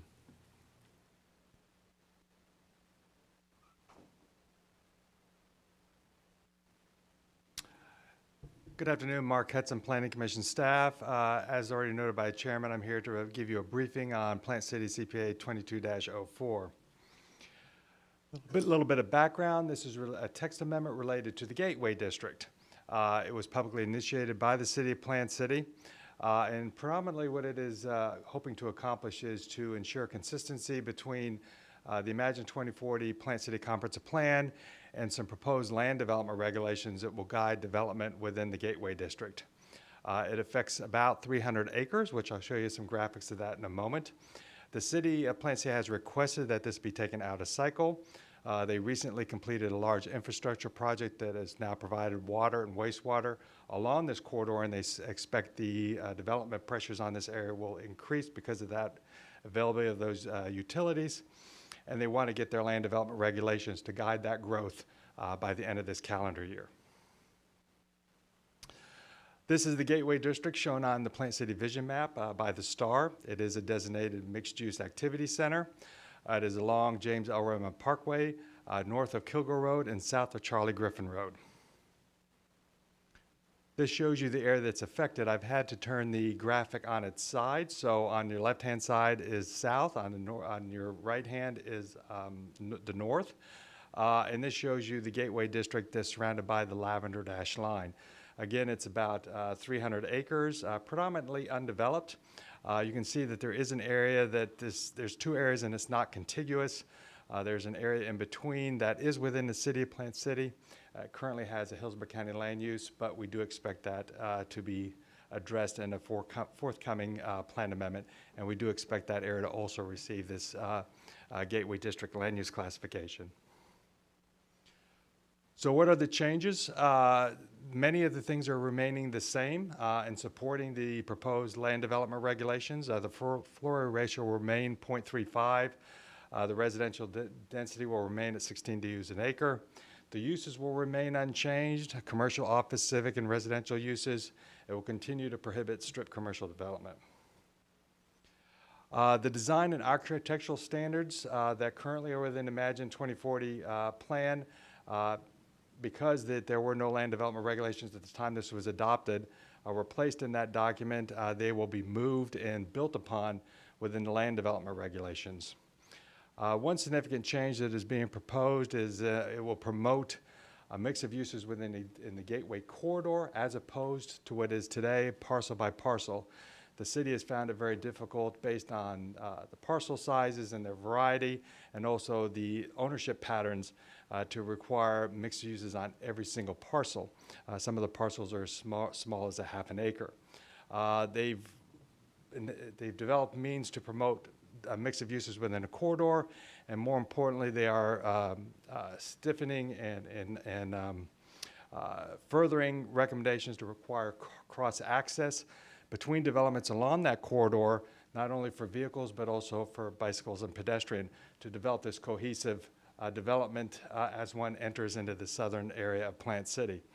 And in particular, they've also added language to improve coordination with DOT and, more importantly, Hillsborough County. Most of the mixed-use gateway does abut lands in unincorporated county. With that, we will be back with you with the Planning Commission on August 8th. And we have a similar meeting on August 24th with the Planning Board in regard to both your recommendations. We have a transmittal hearing scheduled with the City Commission on September 26th. The adoption hearing is yet to be set, but I do know the city hopes to have this in place by the end of the calendar year. And with that, I would stand for any questions. Thank you. Are there, yes, Commissioner Buzz? Thank you, Mark, and thank you, Mr. Chairman. I was on the Plant City Planning Board when we approved this Gateway District, and that was in the heady days before the great reaccession of 2008 to have mixed use across this. What is the actual method going to be? Is it going to be a percentage of square foot in the total district or now to have as mixed use residential / retail commercial? What is the revised method going to be? I think it's more of a carrot approach. There are mechanisms where they're going to try to get different uses without any necessarily thresholds. For example, the one that's most prominent is allowing vertical integration. You could have a development up to a 0.35 FAR, and if you go vertically and provide some residential uses up to 16 DUs an acre, it doesn't impact your overall FAR. And there's some other mechanisms of that nature. Historically, the city has seen in this corridor a great deal of interest, not only in non-residential uses, but also multifamily. So we do expect that there'll be a significant mix between the residential uses and the non-residential uses. But there won't be any kind of hard percentages in this revised? Not currently proposed. Okay, thank you. Thank you, Commissioner Buzz. Any more questions or comments on this item from the commissioners? Not seeing any. We'll thank you for the information and the presentation and move on to our next item of business, our Executive Director's Report. And the presenter is Melissa Zornita. Good afternoon again, Melissa Zornita. You should have at your seats my Executive Director's Report with a list of different meetings and things that we've been attending. A number of them relate to many of the projects you heard today, the bus emphasis corridors, the housing element, which will be in front of you all next month as well. I think your briefing was last month on that. I did want to mention that there was a public hearing on county plan amendments on June 16th. And the Energy Industrial Park Amendment that you all saw, as well as the Intergovernmental Coordination Element, were both adopted. There was a plan amendment, a map change on Hillsborough Avenue that was in the coastal high hazard area. You all had a robust discussion on that. That one, the Board of County Commissioners denied. We have been participating over the last month in the Flip Junior program, and I got to go out to two different of the different locations, one in Palm River and one in Tampa Heights, and participate in those camp sessions teaching about planning. It was a very rewarding program and has continued to be very successful. The culmination will be a boat tour this Friday. So we actually thought that it was going to be canceled because the port did not have their boat repaired for us to take the kids out on this tour. The Tampa Bay Maritime Scholarship Foundation is sponsoring having a pirate water taxi. And so you all will be getting an invitation sometime this afternoon, evening from Lynn with a place that if you would like to join us on Friday on the boat tour, it's a great opportunity to get kind of a different view of the port. A number of folks from Port Tampa Bay will be joining. So that is coming up this Friday morning. So if you have the opportunity to join us, we'd love for you to do so. We had the opportunity to present to Tampa City Council the mixed use recommendations. That was a best practices study that staff presented to you all maybe close to 6 months ago. It's taken a little while to get it in front of City Council. They did initiate some comprehensive plan amendments to encourage and incentivize additional mixed use in some of the land use categories, and also we're very eager to hear about the land use assessment that's being conducted to look at this even more comprehensively within the city as part of the plan update. The last thing that I wanted to mention, your next meeting is August 8th. We'll have a hearing on city plan amendments and then some of these out-of-cycle county comprehensive plan amendments. We also were looking to have a virtual workshop possibly later in August to talk about the coastal high hazard area. And that's something that we've noticed there's been a lot of discussion on the policies about that topic, and thought a workshop might be a good opportunity for you all to discuss and maybe give us some feedback on policy direction, particularly as we're looking at updating the land use element for the county and the city of Tampa's comprehensive plan. It seemed very timely. So Sharon will be sending out a request for you to fill out when you're available for a virtual workshop, and we'll get that on the calendar soon. And that concludes what I had to say. So thank you. All right. Are there any questions or comments from the commissioners? No? All right. Well, thank you. Thank you. We'll move on to our next item of business. Other business, chair's business, I have none. Old business, I don't believe we had any. Does anybody have any they want to bring up? New business, does anybody have any new business? No? All right. Committee reports. Any committee reports? None? All right. Well, with that, we have covered all our business for the meeting. So at 4:50, we'll let it go, and we'll be back at what, 5:50? Give it an hour, is that good, or? 5:30, you go 5:30, yeah, they want to get out of here early. So we'll be back at 5:30, all right? So meeting adjourned.